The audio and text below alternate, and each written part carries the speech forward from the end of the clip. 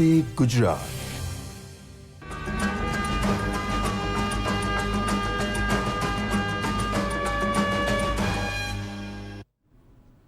નમસ્કાર આશાબેનો, હું છું ડૉક્ટર બીના વડાલિયા, નિવૃત્ત રિજિયોનલ ડેપ્યુટી ડાયરેક્ટર. આજના સુંદર મજાના આશા એક આરોગ્ય ચેતના સેટકોમ પ્રોગ્રામમાં આપ સર્વેનું હૃદયપૂર્વક સ્વાગત કરું છું.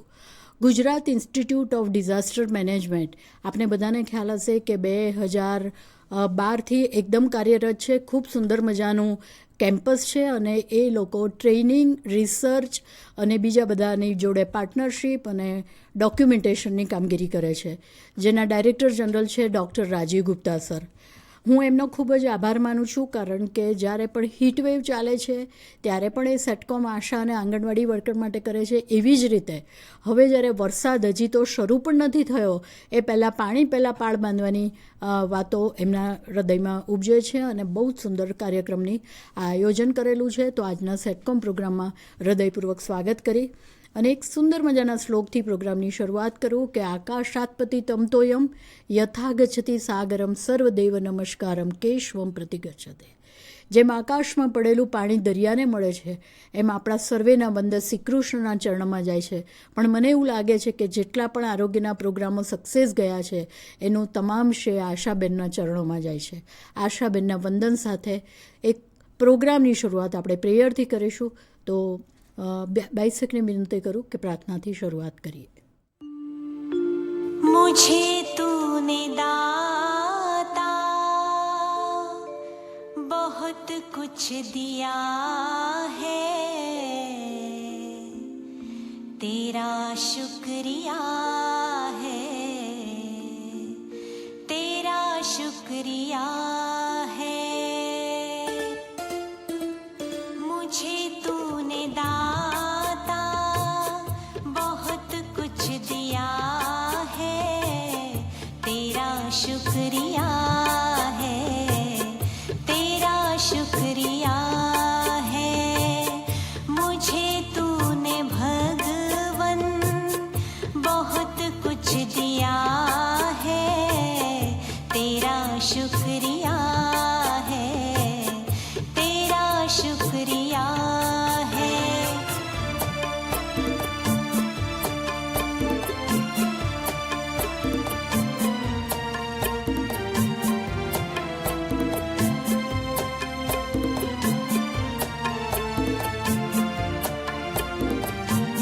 न मिलती अगर दी हुई दात तेरी, जमाने में क्या थी औकात मेरी.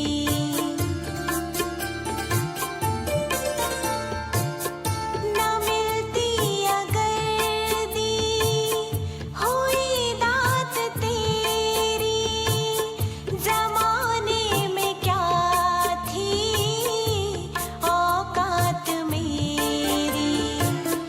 मुझे तूने जीने के काबिल किया है, तेरा शुक्रिया है, तेरा शुक्रिया है. मुझे तूने जीने के काबिल किया है, तेरा शुक्रिया है, तेरा शुक्रिया है. જે ઈશ્વર સનાતન છે, જેની કૃપા વગર એક પાંદડું પણ હાલી નથી શકતું, એને પહેલાં આપણે યાદ કરી અને આપણે પ્રોગ્રામની શરૂઆત કરી. ઈશ્વરની કૃપા એ બહુ જરૂરી છે આપણા જીવનમાં. અને યુઝ્યુઅલી આશાબેનો બધાને ખબર છે કે આપણે પ્રાર્થનાજીત પ્રોગ્રામની શરૂઆત કરતા હોઈએ છીએ, એટલે એક સકારાત્મક વાતાવરણ ઊભા થઈ જાય અને આપણે લોકો સકારાત્મક વસ્તુઓ પોતે ગ્રહણ કરીએ. આજના જે સ્ટુડિયો છે એમાં નરેન્દ્રસિંહ રાઠોડ સાહેબ, જે ડિસ્ટ્રિક્ટ મેલેરિયા ઓફિસર અમદાવાદ છે, એ આજે પધાર્યા છે. અને નેચરલી જે લોકોએ વર્ષો સુધી મેલેરિયામાં કામ કર્યું હોય અને સાયન્ટિફિક અને લોજિકલ વસ્તુઓ જે એમને ફિલ્ડ લેવલની ખબર હોય, એ કદાચ ડૉક્ટર તરીકે મને પણ ના ખબર હોય, બધા ફિલ્ડ લેવલના એક્સપિરિયન્સ ભરેલા છે. અને સરનું હૃદયપૂર્વક સ્વાગત કરું છું આ પ્લેટફોર્મ પર. ગુજરાત ઇન્સ્ટિટ્યૂટ ઓફ ડિઝાસ્ટર મેનેજમેન્ટનો હું ખૂબ આભાર એટલા માટે માનું છું કે હું રિટાયર્ડ 2023માં થઈ, પણ મને બરાબર યાદ છે કે વર્ષમાં આવી રીતે 5-6 વાર તો આ સેટકોમ પ્રોગ્રામમાં મળવાનું જ થાય. આપણે લોકો દરેક શનિવારે આશા એક આરોગ્ય ચેતના પ્રોગ્રામ કરતા હતા, અને જે દિવસે હું રિટાયર્ડ થઈ એના આગલા દિવસે શનિવાર સુધી 500મો એપિસોડ મેં લાસ્ટ કરેલો, અને એ પછી તો બીજા પણ 100-200 પ્રોગ્રામો થઈ ગયા હશે. એટલે લગભગ આપણે 650થી 700 એપિસોડ ઓલરેડી સેટકોમ માધ્યમથી કરેલા છે.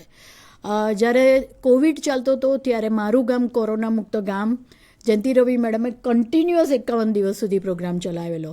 તો આ રીતે આ બાયસેક ટીમ આપણને બહુ સપોર્ટ કરે છે, અને ત્યારે તો શનિવારના રજાના દિવસે પણ આશાબહેનોને મળવાનું થતું, અને આશાબહેનો મને બરાબર ખ્યાલ છે કે પીએસસી ઉપર જગ્યા કરીને બેસી જતા કે મેડમનો પ્રોગ્રામ છે ને આપણે જોવાનો છે. મેં તમને પહેલાં જ કીધું કે આ જે કંઈ સક્સેસ મળી છે આરોગ્ય ડિપાર્ટમેન્ટને, પછી મેટર્નલ હેલ્થ હોય, ચાઇલ્ડ હેલ્થ હોય, ફેમિલી પ્લાનિંગ હોય, એમાં બધો શ્રેય આશાબેનો સમુદાય લેવલે એટલી સુંદર કામગીરી કરી રહ્યા છે. અને આશાબેન એક સંવેદનશીલ કડી છે જે સમુદાય અને આરોગ્ય ડિપાર્ટમેન્ટને બહુ સુંદર રીતે જોડે છે. અમને લોકો ફિલ્ડ લેવલે જ્યારે આવીએ ત્યારે અમને ફિલ્ડની ખબર પડે, પણ આશાબેનો એના સમુદાયની એનેટોમી, ફિઝિયોલોજી, એની તકલીફો, એની ચેલેન્જીસ, એનો સ્વભાવ, એની ફિતરત બધું જાણે છે. અને મને એમ લાગે છે કે એને જ કારણે આશાબેનો એક બેસ્ટ ઉદાહરણ પૂરું પાડી શક્યા છે. આજનો જે પ્રોગ્રામ છે વેક્ટર બોર્ન ડિઝીઝ ઉપર છે, અને મને લાગે છે કે તમને ખૂબ ગમશે આ પ્રોગ્રામ, કારણ કે ચોમાસું આવે એટલે વરસાદ પડે, અને વરસાદ પડે એટલે વોટર લોગિંગ થાય, અને વોટર લોગિંગ થાય એટલે મચ્છરને મજા પડી જાય. એટલે જ્યારે બધી જ જે આખી જાતિઓ છે એમાં મનુષ્ય જાતિ શ્રેષ્ઠ છે, કારણ કે બુદ્ધિમત્તા ધરાવે છે અને ઈશ્વરમય છે જો બની શકે તો, અને પોતે કમિટમેન્ટ સાથે સુંદર કામ કરી શકે અને બીજા જીવોની પણ એ રક્ષા કરી શકે. તો આજે આપણે શરૂઆત કરીશું પ્રોગ્રામની કે જેમાં મચ્છર રિલેટેડ બધા ડિઝીઝ, મચ્છરનું જીવન સાયકલ, અને આપણે કેટલીક વાર એ જ બધું સાયન્ટિફિક ખબર નથી, અને આપણે પાણી પહેલાં પાળ બાંધવી છે પણ આપણને એનો રસ્તો ખબર નથી કે આપણે કેવી રીતે કામ કરવું. તો આજે આપણે શરૂઆત પહેલાં એક મચ્છરના જીવનચક્રથી કરીએ. તમને લોકોને ખ્યાલ હશે કે મચ્છરની જે લાઈફ છે, એડલ્ટ મોસ્કિટો તો આપણે જોઈએ છે, પણ એ પહેલાં એ ઘણા બધા સ્ટેજમાંથી પસાર થાય છે, અને એમાં ઈંડું આવે, કોસેટો આવે, પ્યુપા આવે, એટલે ઈયળનું સ્ટેજ, પછી કોસેટો આવે, અને પછી એડલ્ટ મોસ્કિટો. લગભગ 9થી 10 દિવસનો આખો સમયગાળો છે કે જેમાં ઈંડા મૂકવાથી માંડીને એ એડલ્ટ મોસ્કિટો બને. જ્યારે ફિલ્ડ લેવલે અમે લોકો સાહેબને અમે બધા કામ કરતા હતા ત્યારે લોકોને સમજાતું જ નહોતું કે પાણીમાંથી પોરા ઉત્પન્ન થાય એવી વાત ખબર જ નથી, કારણ કે અને બીજો કન્સેપ્ટ એવો હતો કે અહીંયા ગંદુ પાણી ક્યાં છે તો મચ્છર આવવાના. લોકોના મગજમાં એવો જ કન્સેપ્ટ છે કે ગંદુ પાણી હોય ને તો જ મચ્છર થાય, બાકી ચોખ્ખા પાણીમાં તો થાય જ નહીં. આ બે કન્સેપ્ટ સાવ વિરુદ્ધ કન્સેપ્ટ છે, કારણ કે ક્યુલેક્સ મચ્છર ભલે ગંદા પાણીમાં ઈંડા મૂકે, પણ આપણું એડિસ જે આપણને બહુ જ હેરાન કરે છે ડેન્ગ્યુથી ઘણા લોકોના જીવન પણ એ લઈ ચૂક્યું છે, અને મેલેરિયા કે જે ક્રમશઃ હવે ઓછું જોવા મળે છે, અને દિલ્હીની સ્ટ્રેટેજી પ્રમાણે આપણે મેલેરિયા નિર્મૂલન તરફ જઈ રહ્યા છે. અને રાઠોડ સાહેબનો હું ફરીથી આભાર અને આખી ટીમને અભિનંદન એટલા માટે આપું છું કે જાન્યુઆરીથી શરૂ કરી આ જૂન મહિનો પૂરો થશે, not a single case of malaria. એ ખરેખર ક્લેપ અભિનંદનને પાત્ર છે. એમની આખી ટીમ એમની લીડરશિપમાં એમણે એક સુંદર કામ કર્યું છે, અને ગયા વર્ષે પણ એક જ સિંગલ ડિજિટમાં જ કેસ થયા છે. મને ખ્યાલ છે જ્યારે હું 37 વર્ષ જોબ કરતી હતી તો મેં એપિડેમિક જોયેલા છે. રાધનપુરનો તો બહુ જ ખરાબ એપિડેમિક કે જેમાં ડેથ પણ બહુ થયેલા અને હજારોની સંખ્યામાં કેસ થયેલા, અને લોકો રાતોની રાતો મોટા મોટા ઓફિસરો 15 દિવસ સુધી રહેલા અને માંડ કંટ્રોલ કરી શક્યા હતા. ત્યારે આપણે જ્યારે સિંગલ ડિજિટમાં જતા રહીએ તો એ કેટલું લેવલ ઓફ કમિટમેન્ટ અને ડેડિકેશન ટીમનું અને એમની લીડરશિપનું અને ટ્રેનિંગનું હશે કે લોકો એક સુંદર કામગીરી કરી અને મેલેરિયાના કેસને આજે સિંગલ 0 કેસ ઉપર લઈ આવ્યા છે. તો આ વાત છે કે જે વર્ક્સ એન્ડ વર્ક સ્પીક્સ. કામને કોઈ દિવસ પૂછવા નથી જવું પડતું અને કામને બોલવું નથી પડતું, કારણ કે તમારું રિઝલ્ટ જ બતાવે છે કે તમે કેવું કામ કર્યું છે. એટલે એમાં પછી કોઈ વ્યાખ્યા આપવાનું હોતું નથી. અને બીજી વસ્તુ હું તમને ચોક્કસ કહું કે હિંમત ભાડે ક્યારેય મળતી નથી, અને કોશિશના ક્યારેય કારખાના હોતા નથી. કોશિશ માટે પ્રયત્ન કારણ કે કઠોર પરિશ્રમનો કોઈ વિકલ્પ નથી. પરિશ્રમ કર્યા કરવો પડે અને પરિણામ મને બરાબર યાદ છે કે કોઈ એમ કહે કે મેડમ પરિણામ મળશે કે નહીં, ત્યારે હું કહું કે તમારી કોશિશ હશે ને પરિણામ 101% મળશે. અને જ્યારે પણ હું કમિશનર કે એમડીની અંડર કામ કરતી, મને ક્યારે પણ યાદ નથી કે મને કોઈએ ફાયરિંગ આપ્યું હોય, કારણ કે આપણે એવું કોઈ કામ જ નહોતા કરતા કે આપણને કોઈ ફાયરિંગ આપે. તો એક વાત છે કે કામ કરો અને ઈશ્વર ઉપર ડર રાખવાનો છે, બાકી કંઈ વાત નથી. હવે આપણે જે 3 પ્રકારના મચ્છરોનો છે એની પહેલાં હું થોડીક વાત કરી લઉં, અને પછી જ્યારે જે વ્યક્તિ અહીંયા બેઠા છે જેનો ફિલ્ડ લેવલનો એક્સપિરિયન્સ વધારે છે એને આપણે ઘણા બધા સવાલો પણ પૂછીશું અને તમારી ક્લેરિટી મેળવીશું. પહેલું એડિસ મચ્છર, બીજો ક્યુલેક્સ મચ્છર, ત્રીજો એનોફિલિસ. જે એડિસ મચ્છર જે દિવસે કરડે છે, આપણને એવું હોય કે યુઝ્યુઅલી મચ્છર રાત્રે જ કરડે, પણ એડિસ એવો છે કે દિવસે કરડે. ક્યુલેક્સ મચ્છર રાત્રે કરડે, આપણે સેમ્પલ પણ રાત્રે જ લેતા હોઈએ છીએ હાથી પગાનો.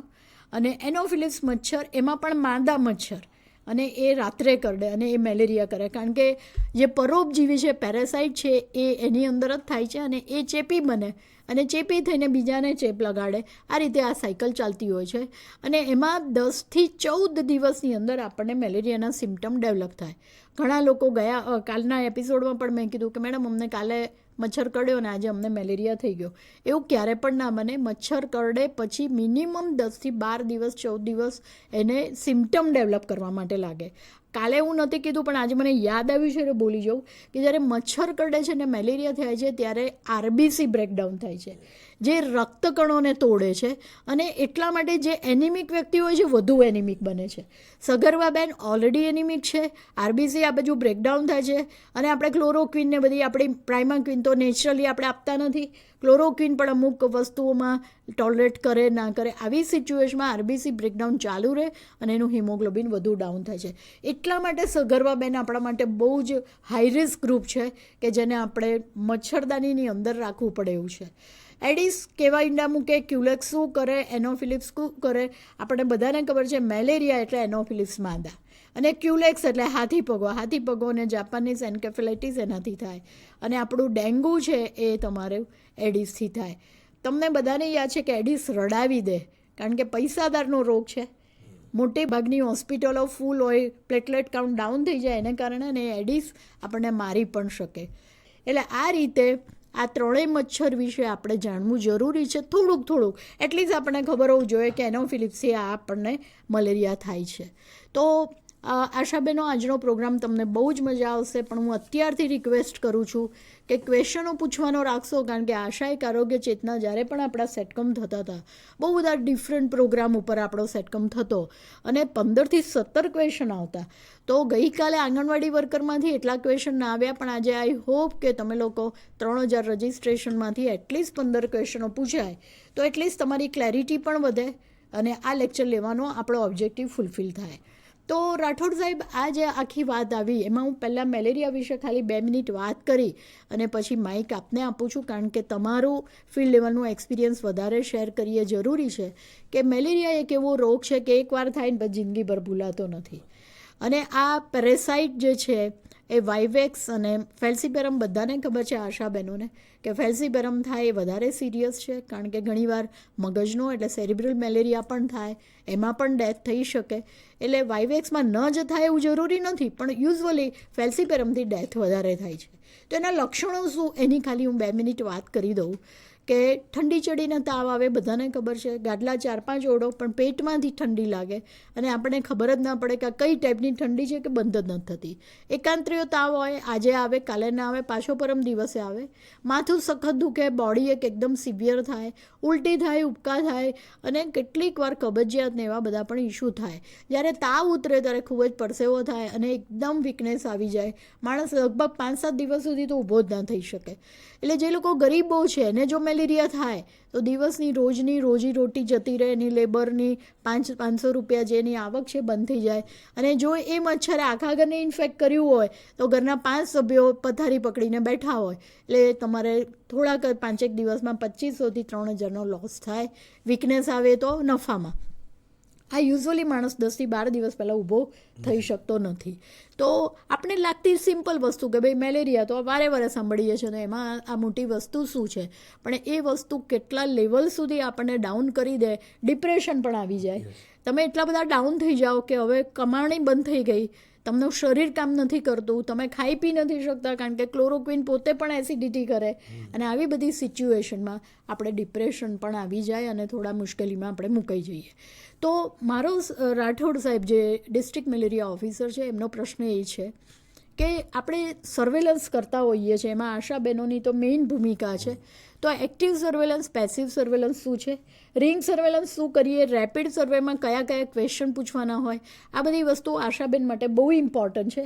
તો સર આપ મને એ જરા કહેશો કે સર્વેલન્સ એકચ્યુઅલી શું છે અને એનો ઓબ્જેક્ટિવ શું છે. ખૂબ જ સરસ ઇન્ટ્રોડક્શન આપ્યું છે, આખા રોગ વિશે જાણકારી આપી છે બેનને. હવે મેડમને હું આ પ્રશ્નના અનુસંધાને જણાવીશ કે કોઈ પણ રોગ હોય એને પબ્લિકમાંથી શોધવો ખૂબ અગત્યનો છે, અને શોધખોળ માટે આપણે સર્વેલન્સ કરીએ છીએ. WHO ગાઈડલાઇન મુજબ જે ઓપીડી હોય છે એના અથવા તો 1015 જણાના મેલેરિયા થતું એટલે 15% પ્રમાણે બીએસ કલેક્શન થતું હોય છે. એમાં એક્ટિવ સર્વેલન્સમાં કર્મચારી, આરોગ્યનો કર્મચારી કે જે આશા પોતે હોય, MPHW હોય કે FHW હોય કે CHO હોય, એ પૈકી MPHW અને આશા બંને ઘરે ઘરે જઈને સર્વેલન્સ કરે છે. ઘરમાં જાય છે, 5 પ્રશ્નો પૂછે છે, અને જો એ 5 પ્રશ્નોમાંથી એક પણ પ્રશ્ન હકારાત્મક હોય તો એનો લોહીનો નમૂનો લેવામાં આવે છે. કારણ કે મેલેરિયા છે, ચિહ્નોને આધારે આપણે નક્કી નથી કરતા, એનું લોહીનું પરીક્ષણ થાય, અને પરીક્ષણમાં જો મેલેરિયા હોય તો જ પછી એને આપણે મેલેરિયા જાહેર કરીએ છીએ. એવી રીતે જ્યારે આશાબેન અને મલ્ટીપર્પઝ હેલ્થ વર્કર જ્યારે ફિલ્ડમાં ઘરે ઘરે જાય છે, રોજના 50 ઘર 100 ઘર સર્વે કરવાના હોય છે, 5 પ્રશ્નો પૂછે છે, અને એમાં જો તાવના એ 5 પ્રશ્નો પૈકી કોઈ હકારાત્મક જવાબ આવે એનો સ્લાઇડ લે, એને એક્ટિવ સર્વેલન્સ કહીએ છીએ.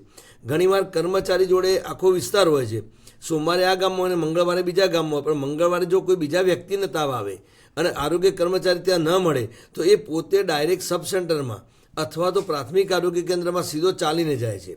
અત્યારે 104ની સગવડ પણ છે, જો 104માં કોલ કરીને તો આશા અથવા તો MPHW એના ઘરે ત્યાં પહોંચી જતા હોય છે.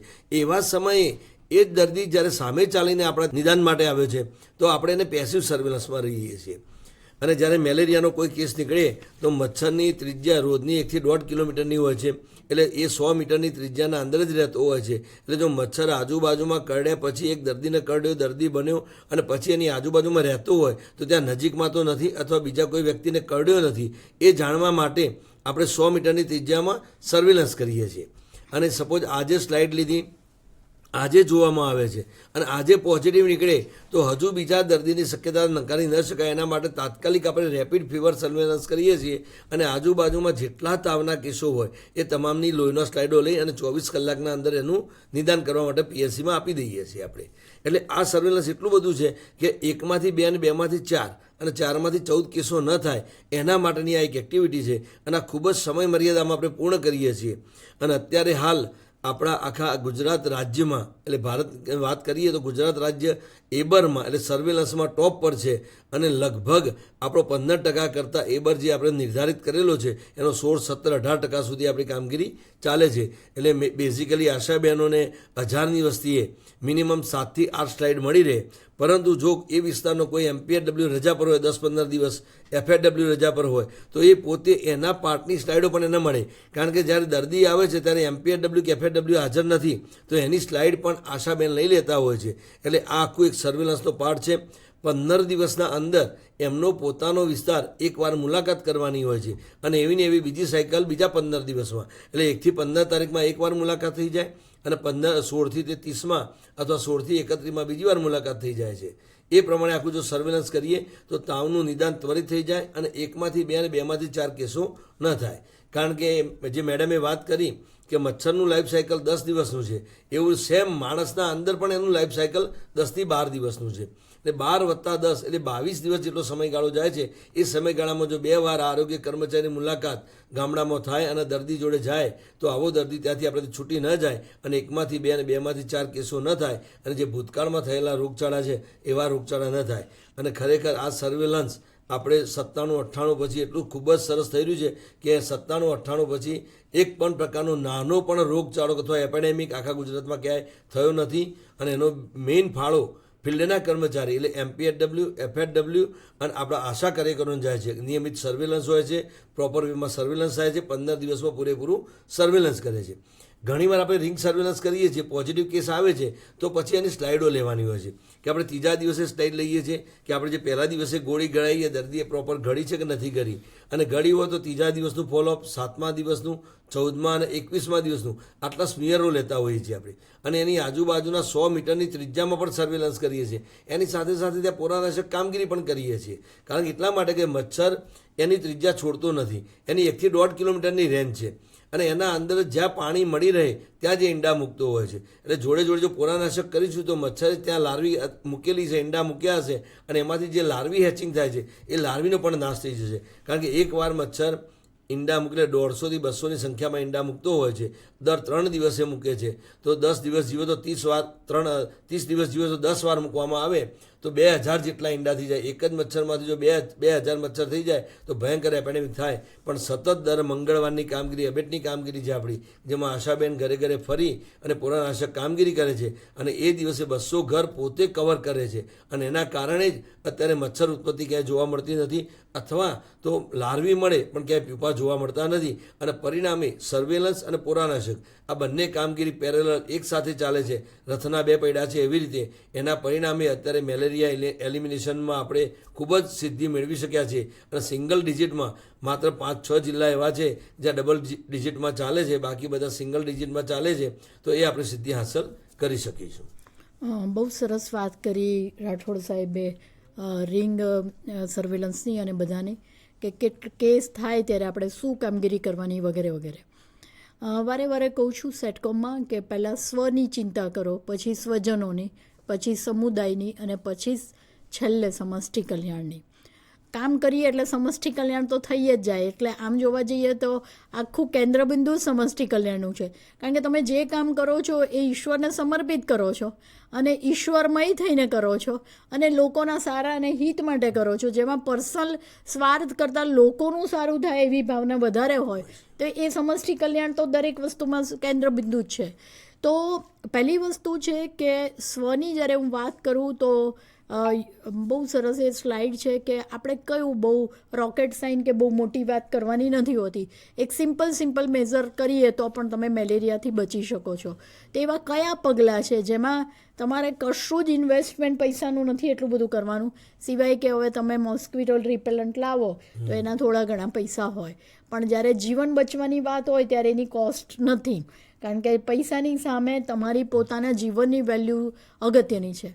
માણસોને મચ્છર ના કરડે, પોરાનાશક કામગીરી કે બીજી ત્રીજી એ બધી વાત અલગ છે, પણ આની અંદર મચ્છર થઈ ગયું અને કરડે નહીં તો એના માટે સાંજે બારી બારણા બંધ કરવા. હવે એમાં તમારે ઊભા થઈને ખાલી બારી બારણા બંધ કરવાના, ગણેલા 2-3 બારી બારણા હોય એ બંધ કરતાં વાર કેટલી લાગે. બીજું કે આખી બાઈના કપડાં પહેરવાના છે. ધારો કે ઉનાળો છે તો આપણે આખી બાઈના કોટનના કપડાં પહેરીએ, પગમાં મોજા કોટનના પહેરીએ, તો જ્યાં આગળ કરડી શકે એવી વસ્તુને તમે પ્રિવેન્ટ કરી શકો. અને મોસ્કિટો રિપેલન્ટ તો હવે ઘરે ઘરે હોય છે, અને એ ખરેખર રિઝલ્ટ બહુ સુંદર આપી રહ્યું છે. અને લીમડાનો ધુમાડો ગામડામાં તમે કેટલીય જગ્યાએ જોયું છે થાય છે.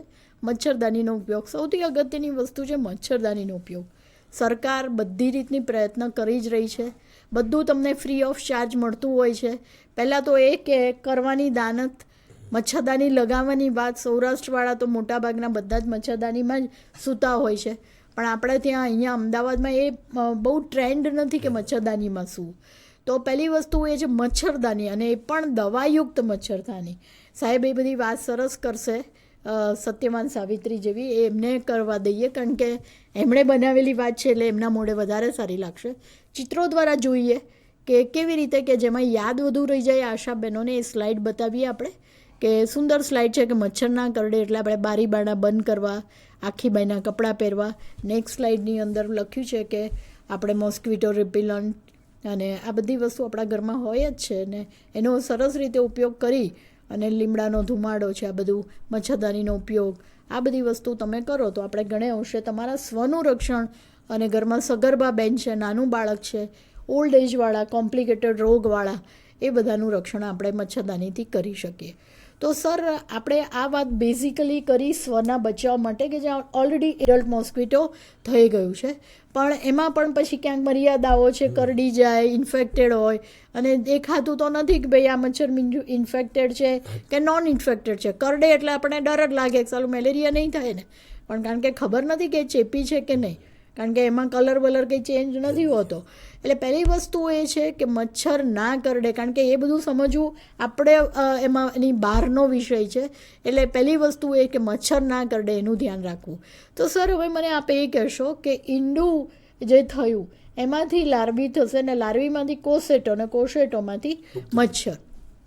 તો અહીંયા પ્રિવેન્શન માટે આપણે કઈ કઈ એન્ટી લાર્વલ એક્ટિવિટીઝ ને બધું કરીએ છીએ, જેમાં આશાબેનો ખાસ કરીને એબેટમાં મંગળવારે સર આપે કીધું કે દર મંગળવારે આપણે એબેટ ડે તરીકે અને કદાચ ડ્રાય ડે પણ આપણે ઉજવીએ છીએ. તો એ ડ્રાય ડે શું છે, એબેટ ડે શું છે, એ બધી આશાબેનોને આપણે પ્લીઝ ઇન્ફોર્મેશન આપીએ. ખૂબ જ સરસ ટોપિક છે અને ખરેખર આ જરૂરી છે. એક તો એવું છે કે આપણો દુશ્મન પેદા ન થવો જોઈએ, અને પેદા ન થાય એના માટે બેઝિકલી મેઇન વસ્તુ છે પોરાનાશક કામગીરી. હવે એમાં આજે મચ્છર ઈંડા મૂકે છે ને ઈંડામાંથી પુખ્ત મચ્છર થાય છે, તે દિવસનો સમયગાળો 8 થી 10 દિવસનો છે. એટલા માટે આપણે દર 7 દિવસે પોરાનાશક કામગીરી કરીએ છીએ. હવે પોરાનાશક કામગીરીમાં અબેટ એ ઘરની અંદર અને બીટીઆઈ ઘરની બહાર. અબેટ અંદર, બીટીઆઈ બહાર. અબેટનો મતલબ એવો છે કે પીવાના પાણીના માટલા સિવાય કોઈ પણ પ્રકારનું વપરાશી પાણી હોય એના અંદર આપણે ઉપયોગ કરવાનો છે. અને એના માટે આપણે 10 લીટર પાણીમાં 2.5 મિલી અબેટનું દ્રાવણ નાખીએ એટલે 10 લીટર જથ્થો તૈયાર થઈ જતો હોય છે. અને આ બનાવેલું દ્રાવણ 1 ચોરસ મીટરમાં, એટલે 1 ચોરસ મીટર લાંબુ હોય, 3.25 ફૂટ પહોળું હોય, 3.25 ફૂટ લાંબુ હોય અને 1.5 ફૂટ ઊંડું હોય, એના અંદર 20 ml આપણે નાખીએ છીએ. અને જો એના કરતાં આ ટાંકીનું ત્રિજ્યા અથવા ઘેરાવો વધારે હોય તો એનો ડોઝ ડબલ કરીએ છીએ. એટલે જનરલી અત્યારે રાજ્યમાં જે આપણે MFN રજિસ્ટર આપીએ છીએ એમાં ડોઝ બનાવીને જ આપીએ છીએ કે કઈ કઈ દવા વપરાય છે. એટલે પહેલાં તો મચ્છર ન થાય એના માટેના જ પગલાં લેવાના. એટલે પોરાનાશક કામગીરી કરીએ આપણે. અબેટનો ઉપયોગ કરીએ. હવે ધારો કે અબેટ ઉપયોગ કરી દીધો, ઘરના જેટલા પાત્રો છે એમાં નાખ્યું, પણ બહારની સાઈડ હોય તો બીટીઆઈ છે, ડાયફ્લુબેન્ઝોનિન છે, MLO છે, આનો ઉપયોગ કરીએ છીએ. હવે આટલી જગ્યાએ બધો ઉપયોગ કરો પણ ક્યાંક નાનું ચમકલું રહી ગયું અને જો એમાંથી મચ્છર થઈ જાય તો નહોતા થવાના થઈ ગયા તો પછી એના માટે એડલ્ટ મચ્છર મારવાના પગલાં લઈએ છીએ આપણે. અને બેઝિકલી દર મંગળવારે એટલા માટે લઈએ છીએ કે પહેલાં ઈંડા મૂકીએ, ઈંડામાંથી 24 કલાકમાં લાર્વી બને છે. લાર્વીમાં 4 સ્ટેજ છે. પહેલા સ્ટેજની લાર્વી, બીજા, ત્રીજા અને ચોથા. આનો સમયગાળો 6 થી 7 દિવસનો છે. એટલે 24 કલાક ઈંડામાં છે, 6 થી 7 દિવસ લાર્વીના છે, એટલે ટોટલ 8 દિવસ થઈ જાય છે. અને 9મા દિવસે એમાંથી પ્યુપા બને છે. એટલે જો દર મંગળવારે આ કામગીરી કરીશું તો લાર્વીમાંથી પ્યુપા બનશે નહીં, કારણ કે પ્યુપા એવું સ્ટેજ છે કે 24 કલાક સુધી જરૂર પડે તો હવા પણ લેતો નથી. એકવાર હવા એબ્ઝોર્બ કરી લે પછી એ તળિયે બેસી રહે છે. અને તમે કોઈ પણ પાણી જુઓ તો એના નાના બોલની માફક દોડતું હોય છે, એનું નામ પ્યુપા હોય છે. અને જો એ પ્યુપા થઈ જાય તો એડલ્ટ થવાનો જ. એટલે એડલ્ટ ના થાય એના માટે જ દર મંગળવારે કરીએ છીએ. ઘણીવાર આશાબેનોને મંગળવારે રજા આવી જતી હોય, કોઈ ઘરના કામથી બહાર જવાનું થાય તો એ એક્ટિવિટી સોમવારે કરી દેવાની છે, પણ આપણે બુધવારે નહીં કરીએ. જો એક દિવસ લેટ જઈશું, જો એમાંથી પ્યુપા બની ગયો તો પછી પ્યુપા બન્યા પછી એના પર કોઈ દવાની અસર રહેતી નથી, સિવાય એક જ કે બધું પાણી ગાળી લેવું પડે ગળણી વડે, અને ગળણીમાં જેટલા પ્યુપા આવે એને ડ્રાય રેતીમાં એવી રીતે નાખી દેવા પડે. અને આ વસ્તુ શક્ય નથી, બધી જગ્યાએ આપણે ના કરી શકીએ. આપણે લાસ્ટમાં એક વિડીયો પણ બતાવીશું કે કેવી રીતે દ્રાવણ બનાવીએ છીએ. દ્રાવણ બનાવ્યા પછી કાલે પણ આપણે કહ્યું હતું, આજે પણ કહું છું, આશાબેનો જ્યારે આપણે કામગીરી કરીએ છીએ, શરૂઆતમાં જે ઘરે આપણે અબેટ નાખવાનું ચાલુ કર્યું તો પહેલા સ્ટેજની લાર્વી આપણને કોઈ જગ્યાએ દેખાશે નહીં, નરી આંખે ના દેખાય તો પણ પાણીના અંદર અબેટ નાખવાનું જ છે. પીવાના પાણીના માટલા સિવાય તમામમાં નાખવાનું છે. એટલે પાણી વપરાશી હોય, કપડાં ધોવાનું હોય, પશુ પીતું હોય, એમાં પણ તમે અબેટ નાખી શકો છો. બહાર માટી સાથે જેટલું પાણી હોય એમાં બીટીઆઈ, ડાયફ્લુબેન્ઝોનિન કે MLO નાખીએ છીએ આપણે. અને તમે ધારો કે લાર્વીની પોરાનાશક કામગીરી કરી રહ્યા છો એ સમય દરમિયાન બીજા અથવા ત્રીજા ઘરમાં તમને પોરા જોવા મળ્યા તો ત્યાં તમે અબેટ નાખ્યું છે તો અબેટના સાથે આપણે અબેટનું માપ પણ આપીએ છીએ. એની સાથે એક સ્ટૂલની ફૂટપટ્ટી આપીએ છીએ કે પાણીમાં નાખ્યા પછી એને હલાવવાનું છે. જો તમે એને હલાવશો તો દ્રાવણ પાણીમાં એક સરખું ડિઝોલ્વ થઈ જશે અને કોઈ પણ ખૂણામાં જો લાર્વી હશે તો એને મારી નાખશે. હવે તમે જે જગ્યાએ લાર્વી જોવા મળી ત્યાંથી 10-15 ઘર સુધી તમે આગળ કામગીરી કરો છો, પછી 15મું કે 20મું ઘર આવે એટલે આપણે પાછું જે ઘરે લાર્વી જોવા મળી હતી ને ત્યાં આપણે જોવા માટે આવી જઈશું. જો તમે નાખેલી દવાથી લાર્વી મરી ગઈ છે અથવા તરફડિયા મારે છે અને મરવાની તૈયારીમાં છે તો તમે જે ડોઝ નાખ્યો છે બરાબર છે, એટલે તમારા 15 ઘરનો ઓકે ડોઝ છે. કદાચ જો લાર્વી ના મરી હોય અથવા તો ડોઝ પ્રોપર ના હોય તો તમારે 15 ઘર જ રિપીટ કરવાના થશે. નહીંતર મંગળવારે તમે તમારા 200 ઘર રિપીટ 200 ઘરમાં કામગીરી કરો, સાંજે ખબર પડે કે આ ઘરમાં આપણે દવા નાખી હતી અને લાર્વી તો મરી નથી, તો એ 200 ઘર રિપીટ કરવા જોઈએ. તો આપણે મહેનત પાણીમાં જ કરવાની છે. પણ ગુજરાતીમાં કહેવત છે ને, આપણી મહેનત પાણીમાં ના જોવી જોઈએ, કારણ કે મેલેરિયામાં હંમેશા મહેનત પાણી પોરા છે પાણીમાં જ થાય છે. તો પાણીના અંદર જ મહેનત કરીએ, પણ આપણી મહેનત પાણીમાં ન જાય એ ખાસ જોવાનું છે. આપણે અહીંયા એક ફોટોગ્રાફ પણ હમણાં જોયો હતો કે એમાં ફોગિંગ કરીએ છીએ અને જંતુનાશક દવાનો છંટકાવ કરીએ છીએ. તો ખાસ કરીને આ જોવાનું છે, જંતુનાશક દવાનો છંટકાવ અમુક જિલ્લાઓમાં રેગ્યુલર છે, બાકી ઘણા બધા જિલ્લાઓમાં પોઝિટિવ કેસ નીકળે છે. તો એની આજુબાજુના 50 ઘરમાં આપણે ફોકલ રાઉન્ડ કરીએ છીએ અને આ એક જ રાઉન્ડ આપવાનો હોય છે. અને આ વખતે આશાબેનનો રોલ ખૂબ જ અગત્યનો હોય છે. જો આશાબેન આજુબાજુના 50 ઘરમાં જાણકારી આપી દે, અહીંયા મેલેરિયાનો કેસ નીકળ્યો છે, બીજા કેસો ન થાય, તો ઘરના અંદર દવા છંટકાવ કરીશું. કારણ કે મેલેરિયાનો મચ્છર ઘરના અંદર જ રહેતો હોય છે, કરડે પણ અંદર છે. તો જ્યારે અંદર રહીને અંદર કરડતો અને ઘરના અંદર દવા છંટકાવ કરીએ આપણે તો મચ્છર મરી જતો હોય છે. મચ્છર દવા છંટકાવ માટે જે અમે કામગીરી અમને 2 જગ્યાએ તકલીફ પડે. એક તો એવું કહેવામાં કે રસોડામાં ના કરતા અને સ્ટોર રૂમમાં ના કરતા. હવે રસોડામાં જવાની જવાબદારી બેઝિકલી બેન કામ કરતી હોય છે, સ્ટોરમાં પણ બેન જાય છે. આપણી સગર્ભા અને બાળકો આ બંને હાઈ રિસ્ક ગ્રુપમાં છે. તો જો રસોડામાં જ દવા છંટકાવ નહીં કરો, સ્ટોરમાં જ નહીં કરો, તો વારંવાર ત્યાં બેનને જવાનું છે. તો જો ત્યાં મચ્છર રહેતો હશે તો બેનને જ બાઇટિંગ કરશે અને બેનને પછી મેલેરિયા કરશે. મેડમે આપણને સતી સાવિત્રીની વાત કરી, જે કાલે મેં કાલના પ્રોગ્રામમાં વાત કરી હતી કે સતી સાવિત્રીએ પોતાના પતિનું રક્ષણ કરેલું. એવી રીતે જો કદાચ ઘરમાં આમ તો બધા જ માટે મચ્છરદાની હોય તો સારું છે.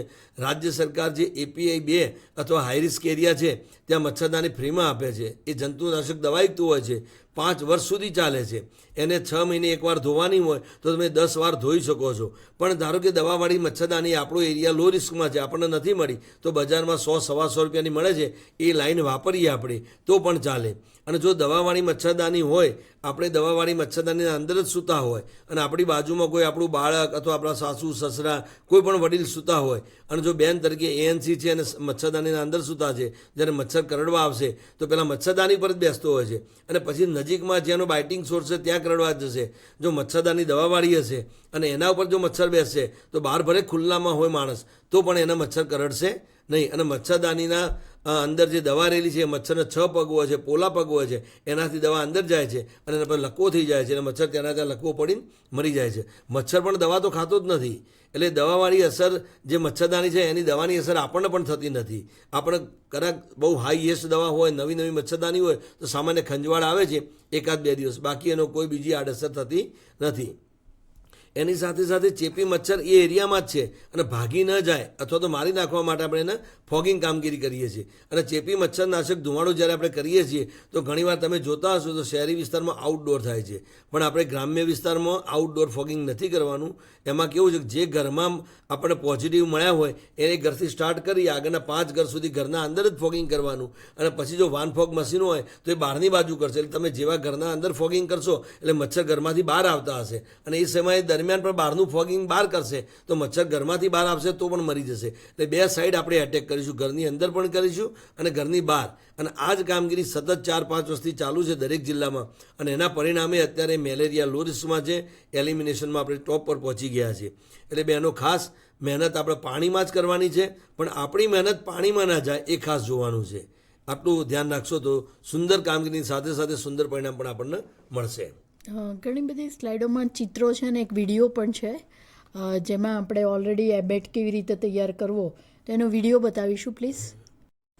નમસ્કાર મિત્રો, આજે આપણે ટેમીફોસ એટલે જે દેશી ભાષામાં એબેટ કહીએ એના વિશે થોડી માહિતી લેશું. કઈ રીતે બનાવવું ને એનો ઉપયોગ કઈ રીતે કરવો. એબેટ બનાવવા માટે પ્રથમ તો આપણે એબેટ જોશે. એબેટ અને એ એબેટને બનાવવાનું મિશ્રણ બનાવવા માટે 10 લીટર પાણીમાં 2.5 ml એબેટ, જે આપણે સિરિંજો આવે સિરિંજમાંથી માપી અને 2.5 લીટર એબેટ લઈ લેવાનું. એના સિવાય પણ જ્યારે પણ આપણે 1 લીટરમાં બનાવવાનું થાય તો 0.25 ml લઈ લેવાનું. જેના માટેની 2 ml ની સિરિંજ આવે એની અંદર આપણને 0.25 નું માપ મળી રહેશે.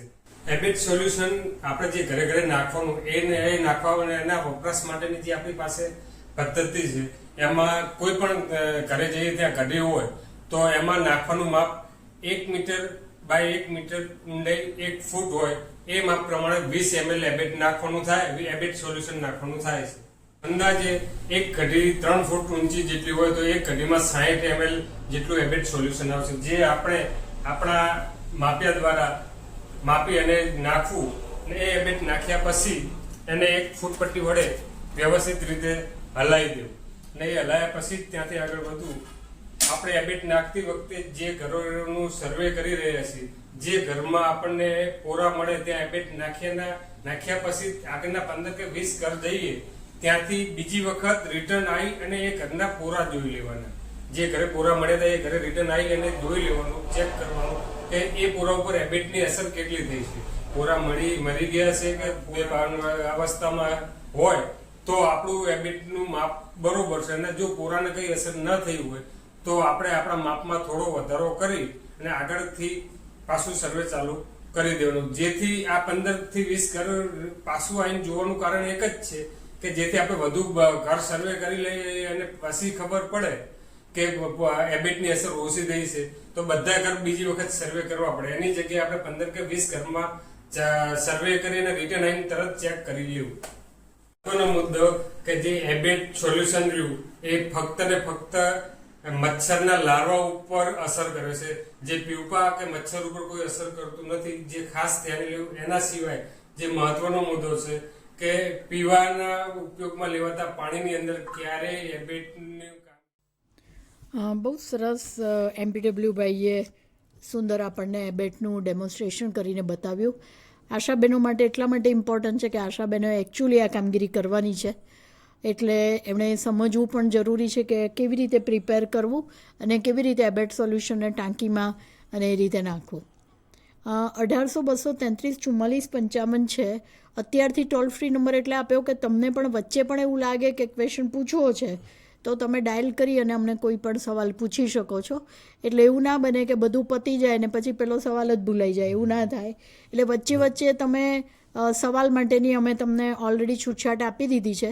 એટલે આ ટોલ ફ્રી નંબર થોડી વારે બાયસેકને વિનંતી કે ડિસ્પ્લે કર્યા કરે કે જેને કારણે એ લોકો ભૂલાઈ ના જાય. આપણે હવે બ્લડ સ્લાઇડની થોડીક વાત કરી લઈએ સાહેબ, કારણ કે તમારે સ્લાઇડ બનાવવાની હોય છે, એનું તમને ઇન્સેન્ટિવ પણ મળે છે. અને સ્લાઇડની ક્વોલિટી સૌથી ઇમ્પોર્ટન્ટ વાત છે કે કેવી રીતે સ્મિયર પ્રિપેર કરવું અને કેવી રીતે થીન અને થીક સ્મિયર બનાવવું, અને તમે રેપિડ મેથડથી જે કરો છો એ પણ કેવી રીતે કરવું. આ બંને મેથડની જે વાત છે એમાં લોહીનું સ્મિયર કેવી રીતે બનાવવું ને એની અગત્યતા શું, એની રાઠોડ સાહેબને વિનંતી કરું કે વાત કરે. મેં શરૂઆતના સેશનમાં વાત કરી અત્યારે આપણે કે ભાઈ મેલેરિયાનું નિદાન છે લોહીના પરીક્ષણથી જ થાય છે, ચિહ્નોને આધારે કરતા નથી. એટલે એમાં આપણે 10/10/10/10/10 5 વાર 10-10-10 આવે એ રીતે આપણે લોહીનો નમૂનો બનાવવાનો હોય છે. આપણા જોડે જ્યારે સ્લાઇડ હોય છે ત્યારે એમાં સ્લાઇડની ધાર ઉપરથી લઈ અને જે એરો મારો છે એટલે 10 mm દૂર રાખવાનું છે. 10 mm એનો ડાયામીટર હોવો જોઈએ, એના અંદર 10 RBCના પડ હોવા જોઈએ અને દરેક પડના અંદર 10 WBC હોવા જોઈએ. અને જે પાતળું સ્મિયર અને જાડું સ્મિયર બંને બનાવી છે થીક અને થીન, એના વચ્ચે 10 mmનો ગેપ હોવી જોઈએ. હવે આપણે એવું થશે કે 10 mm દૂર બનાવીશું, 10 mmનું ડાયામીટર, પણ 10 mm RBCના પડ છે કેવી રીતે ખબર પડશે? તો જ્યારે આપણે MF1 રજિસ્ટરમાં જ્યારે દર્દીનું નામ લખીએ છીએ પણ આપણે BS બનાવેલું હોય અને એના ઉપર જો મૂકીશું તો ટ છે કે ઠ છે, ડ છે કે ઢ છે એવું ક્લિયર ખબર નહીં પડે આપણને. એનો મતલબ ત્યાં આપણું સફિશિયન્ટ બ્લડ આવી ગયું છે. જો નીચેનો શબ્દ પૂરેપૂરો વંચાય છે તો આપણે જે લોહી લીધું છે એમાં થોડી ઘણી ખામી છે અથવા તો ક્વોન્ટિટી ઓછી છે. હવે અંદર WBC અને RBC એ તો લેબ ટેકનિશિયનનો વિષય છે, પણ જો 10/10/10 બનાવેલું હશે તો 100% આપણને સારું પરિણામ મળશે. મેં તમને હમણાં જ કહ્યું કે મહેનત પાણીમાં ન જોવી જોઈએ. આપણે જ્યારે ડાબા હાથની રિંગ ફિંગરમાંથી બ્લડ લઈએ છીએ તો એમાં બિલકુલ નજીવા પ્રેશરથી પકડીશું, બહુ પ્રેશર આપવાનું નથી. જો તમે પ્રેશર આપશો તો એમાં તરત જ તમારા પ્લેટલેટ બહાર આવશે અને પ્લેટલેટના કારણે મેડમે પણ વાત કરી RBCના અંદર જ પેરાસાઇટ હોય છે, એટલે જો પ્લેટલેટ આવી જાય તો પછી એમાં WBC એટલા બધા નહીં આવે અને દર્દી પોઝિટિવ હશે તો પણ દેખાશે નહીં.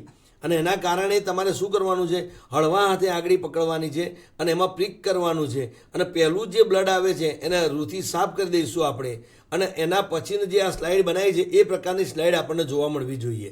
જો આવી સ્લાઇડો તમારી જોવા મળશે તો તમારા દર્દીનામાં પોઝિટિવ હશે તો 100% એ તમારી સ્લાઇડમાં જ પોઝિટિવ આવશે. જો પણ આમાં ક્વોન્ટિટી ઓછી લેશો અથવા તો પહેલાંથી આગળ એકદમ કડક પકડી હશે તો એમાં પ્લેટલેટની સંખ્યા વધારે આવશે, WBC આવશે, પણ RBCની સંખ્યા જેટલી જોઈએ એટલી નહીં આવે. તો આમાં જે પેરાસાઇટ દેખાય છે એની સંખ્યા ઘટી જશે, કારણ કે આપણે પેરીફેરી બ્લડ લઈએ છીએ, વેઇનમાંથી લેતા નથી. જો તમે વેઇનમાંથી લેતા હોય, દર્દી દાખલ થયેલો હોય ને આપણે બ્લડ લઈએ તો 100% પોઝિટિવ હોય તો પોઝિટિવ જ આવશે. પણ આ પેરીફેરીનું બ્લડ છે. એટલે જ્યારે આશાબેનનો બ્લડ લેવા જઈએ તો આંગળી ધીમા હાથે પકડીશું, પહેલો સ્વેપથી કાઢી નાખીશું અને પછી પુશ કરીશું એટલે સીધું બ્લડ પ્રેશર આવશે ને એ બ્લડ આવશે એવા 3 થી 4 ડ્રોપ લઈ અને પહેલું જાડું સ્મિયર બનાવવાનું છે અને 2 ડ્રોપ લઈને પછી પાતળું સ્મિયર બનાવવાનું છે. બેઝિકલી પાતળા સ્મિયર ઉપર આપણે નંબરિંગ કરતા હોઈએ છીએ, પણ નંબરિંગ માટે નથી, એમાં નંબર માપનો જ લખવાનો છે તમારો જે સાઈડમાં આવ્યો, પણ સાઈડમાં પણ બ્લડ દેખાવું જોઈએ. ઘણીવાર લેબોરેટરી ટેકનિશિયન એમાં પીવી અથવા પીએફ છે કે નહીં એ કન્ફ્યુઝન થાય ત્યારે પાતળું સ્મેલ સ્ટેન કરતા હોય છે અને એમાં જોતા હોય છે ભાઈ એમાં આપણને ક્લિયર દેખાય કે પી વાયવેક્સ છે કે પી ફાલ્સીપેરમ છે, તો એ પ્રમાણે સારવાર અપાતી હોય છે. એટલે ખાસ આપણે જ્યારે બ્લડ સ્મિયર લઈએ છીએ ત્યારે ખૂબ જ આ અગત્યનો પાર્ટ છે. એની સાથે સાથે અત્યારે કે રેપિડ કિટ આવી છે કે જે આપણે પ્રેગ્નન્સી ટેસ્ટ કરીએ છીએ. સાબરકાંઠાનો સવાલ આવે છે, લઈ લઈએ સર. નમસ્કાર આશાબેન, સાબરકાંઠા. યસ, હા નમસ્તે મેડમ. નમસ્કાર. બોલો, આપનું નામ બોલો. મારું નામ પ્રજાપતિ જાગૃતિ. હાજી બોલો પ્રજાપતિ જાગૃતિબેન. હું એમ કહું છું મેડમ કે અમે જે અબેટ નાખીએ છીએ એ તો બરાબર છે, પણ જે પાણીની ટાંકી હોય છે ને જેમાં ભેંસો પાણી પીતા હોય છે તો બધા એવું કહે છે આ પાણી તો પીતા જ નથી ભેંસો. ના બેન, એમાં એવું નહીં થાય. આપણે અબેટ નાખ્યા પછી એને હલાવી દેશો તમે તો એ પાણી છે ને નીચેના લેવલમાં થોડું થોડું બેસે ને એની સાથે અબેટ મિશ્ર થઈ જશે અને ભેંસ પાણી પીવો તો ભેંસને પણ કશું નહીં થાય, બરાબર. અને કદાચ તમને એવું લાગે તો જો તમારે જોડે ત્યાં ડાયફ્લુબ એન્જોરિન હોય તો ડાયફ્લુબ એન્જોરિનના બેક્ટેરિયા અંદર નાખી દેશો અથવા બીટી હોય તો બીટીઆઈ થોડું નાખી દેશો તો પણ પીશે. અને અબેટ નાખશો તો પણ ભેંસને કંઈ અસર થશે નહીં અને ભેંસ પણ પાણી પીશે, કારણ કે અબેટની સ્મેલ થોડા સમયમાં ત્યાંથી નીકળી જશે. માત્ર લાર્વી પૂરતી જ છે. એટલે ઘણીવાર આપણને સાબરકાંઠામાં અનુભવ થાય ત્યાં બધા દુધાળો ભેંસોને રાખતા હોય છે અને ઘણીવાર આપણને રિજેક્શન કરતા હોય છે, પણ એમને સમજાવવાનું હોય છે આપણે કે ભાઈ આના કારણે માત્ર ભેંસને કે કોઈને અસર થતી નથી અને સ્મેલ પણ નહીં આવે. એકવાર પાણીમાં નાખી દઈશું, તમે બરાબર હલાવી દેશો ફૂટપટ થઈ, અથવા તો જો મોટો હવાડો અથવા હોજ હોય તો લાકડાથી પણ એને હલાવી શકો છો. તમે હલાવીને મિશ્રણ અંદર નાખી દેશો અને એની ક્વોન્ટિટી પ્રોપર હશે તો લાર્વી પણ મરી જશે અને ભેંસને પણ કોઈ અસર થશે નહીં અને સ્મેલ પણ નહીં અને ભેંસ પણ શાંતિથી પાણી પીશે. એવું લાગે તો આપણે છે ને નમૂનો કરવાનો. જ્યારે હું સાબરકાંઠા હતો ત્યારે વાત્રકમાં અમારે પ્રોબ્લેમ થયેલું તો અમે શું કર્યું, એને હલાવીને ભરવાડને કહ્યું કે તમારી ભેંસ લાવો. ભેંસને 12 વાગે પાણી પાયું હોય, 12:30 તમે દવા નાખો પછી લઈ જાય તો પાણી નહીં પીવાય. પણ ધારો કે પાણી જ નથી પાયું તો 2 મિનિટ આપણે એની સોકર પકડીને લાવીશું, તરત પાણી પીવાનું ચાલુ કરશે. એટલે આવો અખતરો પણ આપણે કરવો પડે જરૂર પડે તો, અને તમે કરશો તો તમને ગામ લોકો સહકાર જ આપશે. બેન બહુ સાચી વાત કીધી. આઈ હોપ કે બેનને એમનો જવાબ મળી ગયો હશે. અને આ રીતે વચ્ચે ક્વેશ્ચન પૂછતા રહેશો તો પણ અમને કોઈ ઇશ્યુ નથી, ડેફિનેટલી અમે જવાબ આપીશું. એટલે એક મેથડ થઈ થીક સ્મિયર અને થીન સ્મિયર, એના ક્વોલિટીની કેટલા લેયર, RBC WBC. સાહેબે બહુ સરસ વાત કરી. હવે આપણે બીજી રેપિડ પદ્ધતિથી જે મેથડથી આપણે નિદાન કરીએ છીએ તો એની પણ સાહેબ આ લોકોને થોડી વાત કરીએ. આપણે જે પ્રેગ્નન્સીમાં જેવી રીતે ટેસ્ટ કરીએ છીએ એવી રીતે સેમ જ આ રેપિડ છે. આનું રિઝલ્ટ 10 જ મિનિટમાં આવે છે આપણને. એમાં એક બાયવેલેન્ટ કિટ હોય છે, એના અંદર આપણે ખાલી 1 ડ્રોપ બ્લડ નાખવાનું હોય છે અને એના પછી જે સોલ્યુશન છે એ આપણા 3 થી 4 સોલ્યુશન નાખવાના છે. અહીંયા જો ફોટોગ્રાફમાં બિલકુલ દેખાય જ છે. એમાં C એટલે કંટ્રોલ બેન્ડ છે, એ ફરજિયાત કંટ્રોલ બેન્ડ આવવો જોઈએ. આમાં જે 2 ડ્રોપ ચોરસ બતાવ્યું છે એમાં આપણે સોલ્યુશન નાખવાનું છે અને રાઉન્ડ શેપ છે એના અંદર આપણે બ્લડ નાખીએ છીએ. બ્લડ માટે પણ આપણને અંદર જે એક નાનો શકિંગ ટ્યુબ આપી છે એના અંદર માર્કેશન કરે એટલું જ બ્લડ લેવાનું છે.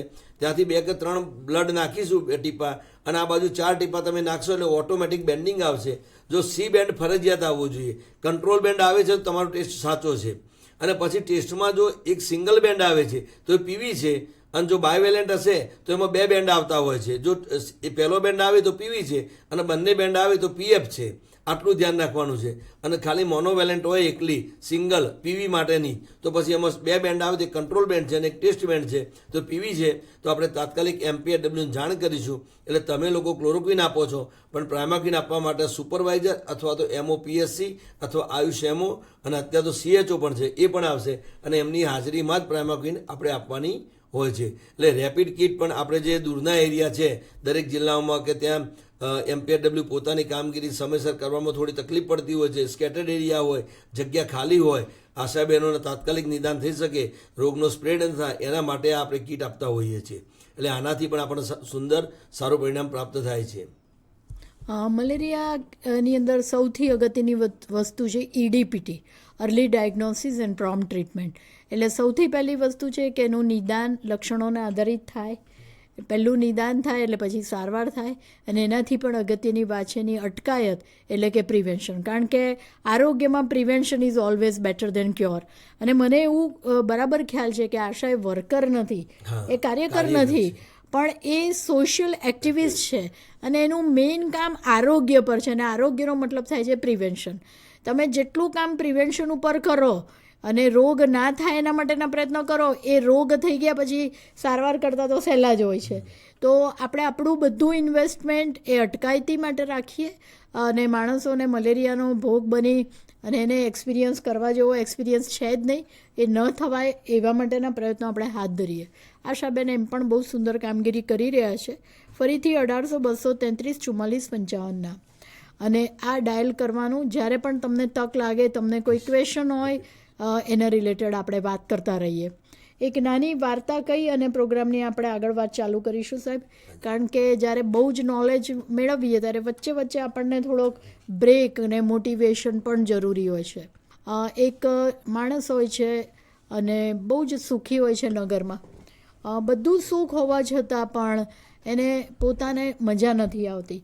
એટલે એકવાર કોઈને પૂછે છે કે મને આ સુખ અને આનંદને પ્રસન્નતા મળે તો શું કરવું? તો કે એક પહાડની પાછળ નદીના પેલે પાર એક બુદ્ધ ભગવાન બેસે છે, તું એની પાસે જાય એટલે તને કંઈક સોલ્યુશન આપશે. એટલે ભાઈ તો ઉપડે છે, આગળ જાય છે. પહેલાંના વખતમાં તો ન વ્હીકલ ન પ્લેન કશું હતું નહીં, તો થાક લાગે છે. તો એક ઘર દેખાય છે, બહુ મહેલ જેવું ઘર હોય છે. એટલે બારણું ખખડાવે છે, એટલે એક ભાઈ બહાર આવે છે કે મને રાતવાસો આપશો, કારણ કે મારે હજી આગળ જવું છે. ત્યારે ક્યાં જવું છે? તો કે હું તો બુદ્ધ ભગવાનને મળવા જઉં છું. એટલે કે હું તને વાસો તો રાતવાસો આપું, ખવડાવું, પણ મારી આ 20 વર્ષની દીકરી એ પાણી આપવા આવે છે, એકદમ રૂપનો અંબાર, કુંવરી જેવી રાજાની, અને કે પણ એ બોલતી નથી. તો બુદ્ધ ભગવાનને મારો પણ આ સવાલ પૂછતો આવજે ને કે આ બોલતી કેવી રીતે થશે? પેલો કંઈ વાંધો નહીં, હું જઉં જ છું બુદ્ધ ભગવાન પાસે, મારું પૂછીશ એમ તમારું પૂછીશ. પછી આગળ જાય છે તો પર્વત આવે છે. પર્વત ઘણો જ ઊંચો હોય છે, ત્યાં એક ઉપર જાદુગર બેઠો હોય છે. એટલે કે ભાઈ તું ક્યાં જાય છે? તો કે હું તો બુદ્ધ ભગવાનને મળવા જાઉં છું. તો કે એમ, તો મને મારો પણ એક સવાલ છે, પૂછતો આવીશ? તો કે હા ચોક્કસ પૂછતો આવીશ. તો કે આ જાદુગરીમાં મને બહુ જ કંટાળો આવે છે, મારે માણસ બની જવું છે, અરે મારે સ્વર્ગમાં જવું છે. તો હા હું પૂછતો આવીશ. જામનગરથી સવાલ છે, પહેલાં લઈ લઈએ. જામનગર, નમસ્કાર જામનગર. હલો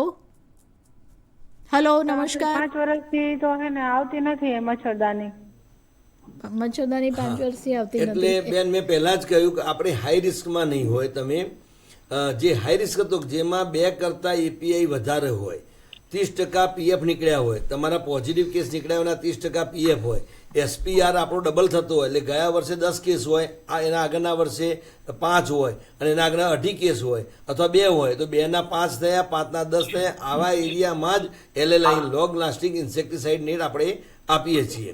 અને જે ભૂતકાળમાં આપણે 2013થી લઈ 2017 સુધી આપી છે એ બધા હાઈ રિસ્ક એરિયા આપણા કવર થઈ ગયા છે. એટલે આ એક રાજ્ય સરકારની પોલિસી છે.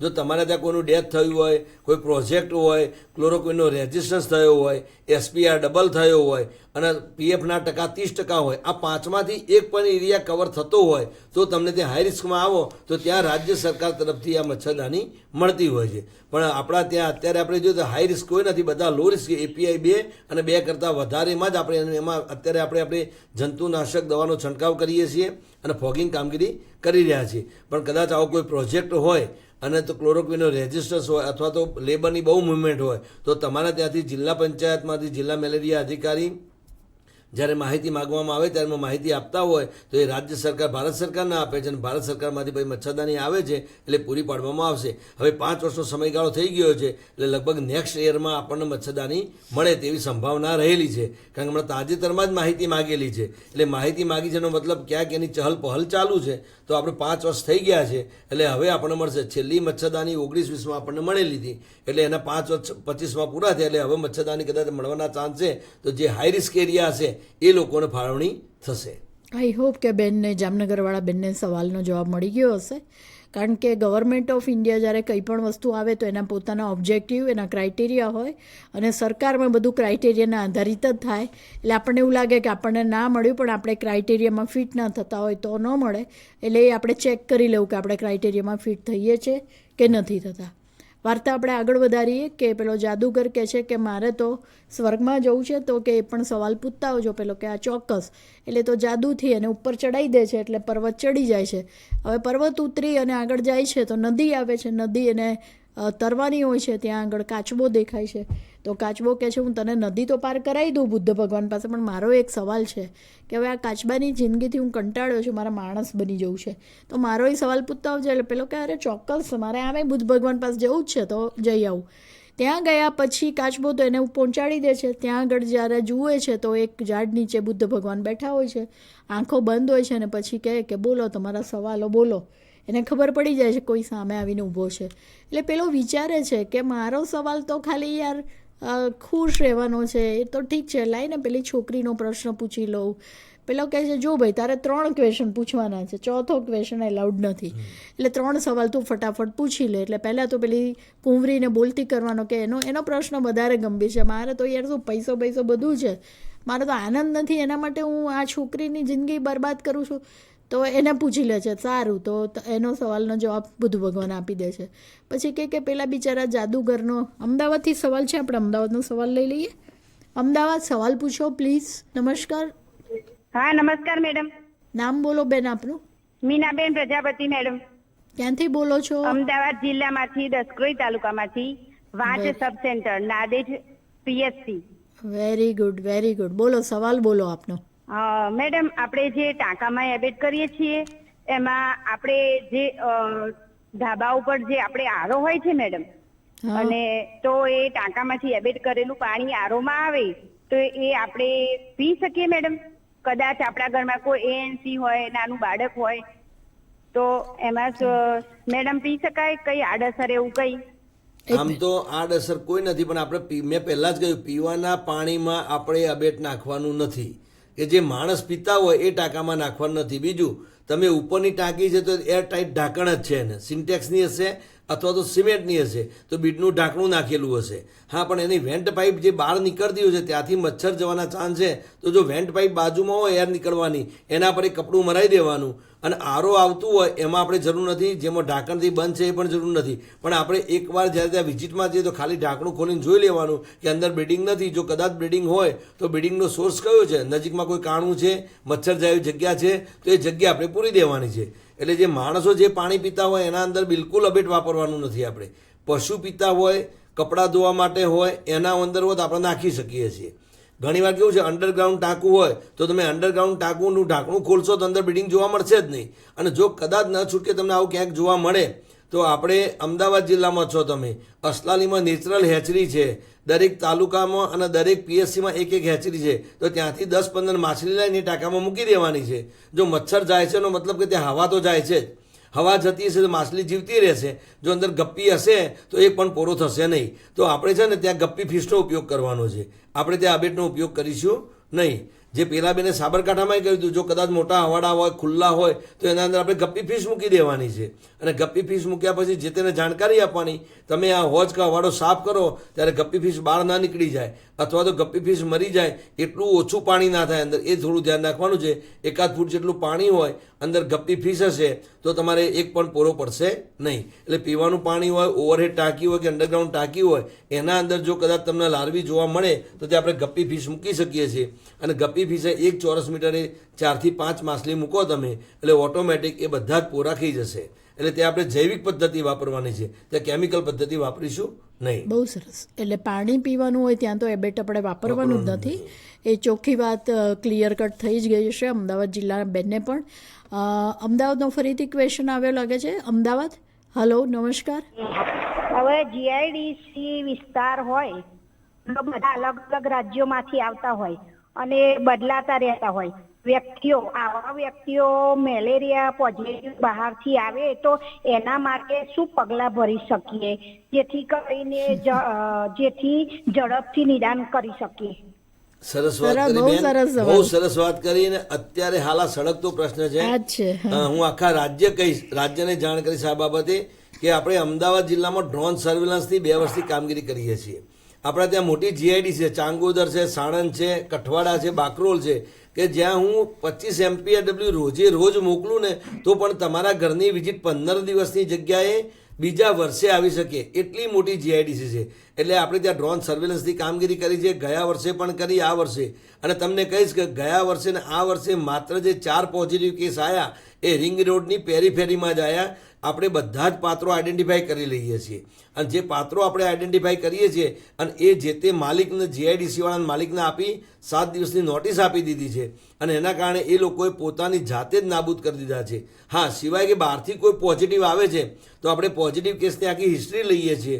આપણે ગઈકાલે જ એક પોઝિટિવ આવ્યો છે કે માંડલમાં એક જીઆઈડીસી છે તો ઝારખંડથી એ અહીંયા આવ્યો, 25 તારીખે આવ્યો છે, 2 તારીખે પોઝિટિવ આવ્યો છે. તો આપણે આખી કેસની હિસ્ટ્રી લીધી. તો જ્યારે તાવ આવ્યો, મેલેરિયા જાહેર થયો, એના 15 દિવસ પહેલાં ક્યાં હતો? તો ઝારખંડમાં હતો. તો આપણે ઝારખંડ સરકારને પત્ર લખીને જાણ કરી, ભાઈ તમારા આ વિસ્તારમાં મેલેરિયાના કેસ આવેલા છે, ત્યાં તમે રોગનાશક પગલાં લો. એટલે તમે ભલે પોઝિટિવ હોય, દર્દીની સારવાર પણ કરીશું, આપણે એની આજુબાજુમાં પોરાનાશક કામગીરી પણ કરીશું, 03/7/14 ફોગિંગ કરીશું, 03/7/14 21/28 દિવસે પોરાનાશક કામગીરી કરીશું. એટલે પ્રિકોશનના બધા જ પગલાં લઈશું આપણે. પણ એ કેસ ઝારખંડમાં ગણાશે, તમારામાં ગણાશે નહીં. પણ તમે જો એને આરટી આપો છો તો બેન, તમે જે આરટી આપો છો એના પૈસા પણ તમને 200 રૂપિયા મળવા પાત્ર થશે. કારણ કે આપણે આશાબેન જે ઇન્સેન્ટિવ મળે છે એમાં પોરાનાશકનું ઇન્સેન્ટિવ અલગ છે, આરટીનું અલગ છે. તમે પોઝિટિવ કેસની કોઈ સારવાર કરાવો, ક્રિટિકલ હોય તો એનું પણ ઇન્સેન્ટિવ અલગ છે. એ આપણે અલગથી થોડી ચર્ચા કરીએ છીએ. બહુ સરસ. જુઓ, જે માણસો કામ કરે છે એના પ્રશ્નો કેટલા આવે છે. તો વાર્તાનો ફટાફટ એન્ડ લાવી દઈએ કે આ રીતે કાચબાની ને બધાની વાતો કરી એટલે 3 પ્રશ્નો તો પૂછાઈ ગયા. એટલે પોતાનો પ્રશ્ન પૂછવાનો રહી ગયો. એટલે કહ્યું કંઈ વાંધો નહીં એમ કરી અને વળતા કાચબો મળ્યો કે ભાઈ મારા પ્રશ્નનો જવાબ તો કે હા, એમણે એવું કીધું કે તમારું ઉપરનું કવચ કાઢી નાખો એટલે તમે માણસ બની જશો. એટલે જેવું ઉપરનું કવચ કાઢી નાખે છે એટલે એમાંથી બહુ જ બધા મોતી નીકળે છે, જે બહુ સાચા મોતી અને કિંમતી હોય છે. તો કે મોતી અને બેસાડીને પર લઈ આવે છે તો કે આ મોતીનું તો ભાઈ તું લઈ જા ને, હવે તું માણસ બનવાનો છું, ગમે ત્યારે બધા મેળવી લઈશ. તો બધા મોતી એને ગિફ્ટમાં આપી દે છે. પછી આગળ આવે છે એટલે જાદુગર આવે છે કે તે પૂછ્યું તો કે આ ભાઈ તારી જાદુની લાકડી ફેંકી દેવી પડશે તો સીધો તું સ્વર્ગમાં. તો કે લો, જાદુની લાકડી તો ફેંકી શું કામ દઉં, તને જ આપી દઉં ને, કારણ કે મારે હવે શું કરવાની છે એમ કરી હું તો સ્વર્ગમાં આમે મજા જ કરવાનો છું. એટલે જાદુની લાકડી આપી દે છે. આ બાજુ પછી વળતા પહેલાં ઘરે આવે છે પેલી જે છોકરી બોલતી નથી એના પર. તો કે મને મારા માટે બુદ્ધ ભગવાને શું કીધું? તો કે એવું કીધું કે કોઈ તારા ઘરમાં જે માણસ કાલે આવેલો એની જોડે તારી દીકરીને પરણાવી દે, અને એને તો બીજો દીકરો કંઈ હોતું નથી. આ મહેલ ને બધી આટલી બધી વસ્તુ હોય છે. તો કે કાલે તો તમે જ આવ્યા હતા તો મારી દીકરીને તમારી જોડે પરણાવી દઉં એટલે કે એ બોલતી થઈ જશે તો એની જોડે લગ્ન કરાવી દે છે, છોકરી બોલતી થઈ જાય છે. એટલે જ્યારે તમે તમારું કશું નથી પૂછતા ને બીજા લોકોના પ્રશ્નો સોલ્વ કરે છે એટલે ભગવાન તમારા પ્રશ્નો આપોઆપ સોલ્વ કરી દે છે. એટલે એને તો મોતીએ મળી ગયા, જાદુની લાકડી મળી ગઈ, સુંદર એક રાણી જેવી સરસ સ્ત્રી મળી ગઈ, એને તો ઘર જમાઈ થઈ ગયો, મહેલ મળી ગયો અને પૈસા મળી ગયા. એટલે કહેવાનો મારો મતલબ એ છે આપણે લોકો માટે કામ કરીએ તો ઈશ્વર તમને 5 નહીં 25 ગણું કોથળા ભરીને આપે છે. કર્મની આ થિયરી છે એટલે કર્મ પ્રમાણે ડેડિકેશન સાથે કામ કરીએ. હવે આપણે આપણો આગળ વધારીએ કે આશાને ઇન્સેન્ટિવ જે મળે છે એની ખાલી 2 મિનિટ વાત કરીએ. ત્યાં સુધી ખેડાનો પ્રશ્ન લઈ લઈએ સાહેબ. ખેડા, આશાબેન નમસ્કાર. ખેડા ખેડા જિલ્લાના કથલાલ તાલુકાનું પાટેરા સબ સેન્ટરમાંથી આશાબેન બોલું. નામ બોલો બેન. આશાબેન ભૂરીબેન ડી વાળંદ. શું નામ? ભૂરીબેન ડી વાળંદ. ભૂરીબેન. ઓકે, બોલો બેન. હવે એમાં એવું છે કે મેડમ આપણે દિવસે એબેટની કામગીરી કરવા જઈએ ગામમાં ફળિયા વાહિત, તો દિવસે એબેટ કામગીરી કરી હોય ને સાંજે ઘરે આવીને રાત્રે વરસાદ આવે તો સવારે તો પાછા એટલા બધા પોરા થઈ જાય જોવાના. તો એનું નિરાકરણ શું કરવું? સરસ સરસ પ્રશ્ન કર્યો બેન, અને અત્યારે તમને આ જોવા મળશે. હવે આપણે જે પાણીના અંદર જે પોરા થાય છે એમાં જે કન્ટેનર કહીએ આપણે, કન્ટેનરના અંદર થાય ને એમાં એનોફિલિસનું બ્રીડિંગ થાય છે. અને જે બહારની બાજુ જે જમીનમાં પાણી ભરાય છે ત્યાં ક્યુલેક્સ અથવા તો એનોફિલિસ, પણ એનોફિલિસમાં સપિક્ટસ છે. આજે મને એક આ સરસ ચાન્સ મળ્યો. એનોફિલિસમાં આપણે છે ને ટોટલ અહીંયા ગુજરાતમાં 23 પ્રકારના મચ્છર છે. એમાંથી 3 જ મચ્છર મેલેરિયા કરે છે. એક એનોફિલિસ ક્યુલિસિફિસિસ, એનોફિલિસ સ્ટીફન્સાઈ અને એનોફિલિસ ફ્લુવિયાટિલિસ. હવે જે એનોફિલિસ ક્યુલિસિફિસિસ છે એ કન્ટેનર બ્રીડર છે, એક ટાંકો એના અંદર જ બ્રીડ થશે. હવે સ્ટીફન્સાઈ છે એ પણ કન્ટેનર સિટીમાં છે, શહેરનું મચ્છર છે. ખાલી જે એનોફિલિસ ફ્લુવિયાટિલિસ છે એ ધીમે વહેતા ઝરણા હોય, નદી વહેતી હોય, નાના નાના ખાબોચિયા ભરાઈ રહેતા હોય એના અંદર બ્રીડિંગ કરે છે. પણ જે આપણે ગામડાઓમાં જે ખુલ્લું પાણી ભરાય છે અને તમે જુઓ મચ્છર જોવા મળે ને લાઇટ યલો કલર અથવા તો આઈવરી કલરના જે લાર્વી જોવા મળે એવું, તો એ સપિક્ટસ હોય છે. એ ન્યુસન્સ મોસ્કિટો છે.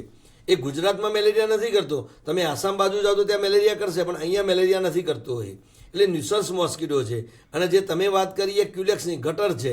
ગટરના અંદર ક્યુલેક્સ મોસ્કિટો થાય છે અને ફાઇલેરિયા કરે છે. એની આખી લાઈફ સાયકલ જુદી છે.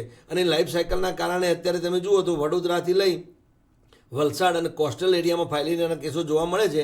આપણે અહીંયા નોન કોસ્ટલ એરિયામાં આપણે કોઈ પણ કેસો જોવા મળતા નથી. એટલે ફાઇલેરિયાના ન્યુસન્સ મોસ્કિટો હોઈ શકે છે. અને તમે આજે અપડેટ કર્યું તો 24 કલાકના અંદર લાર્વી મરી જશે. આપણે વિડીયોમાં પણ જોયું કે તમે એક જ ઘરમાં ધારો કે પૂરા મળ્યા હોય ત્યાં તમે અપડેટ નાખો છો અને અપડેટ નાખ્યા પછી 15માં ઘરે પાછા આવો છો 15-20 મિનિટે તો લાર્વી મરવાની ચાલુ થઈ જાય. તો અપડેટની અસર થઈ જાય તો 15 થી 20 એટલે મેક્સિમમ 7 થી 8 કલાકમાં બધી લાર્વી મરી જતી હોય છે. હા, પણ કદાચ એવું બને કે એક ડેન્ગ્યુમાં એવું છે કે એના ઈંડા મૂક્યા પછી જો પાણી સુકાઈ જાય છે તો એના પર શીથ બની જાય છે, એટલે પ્લાસ્ટિક જેવું કવચ બની જાય છે.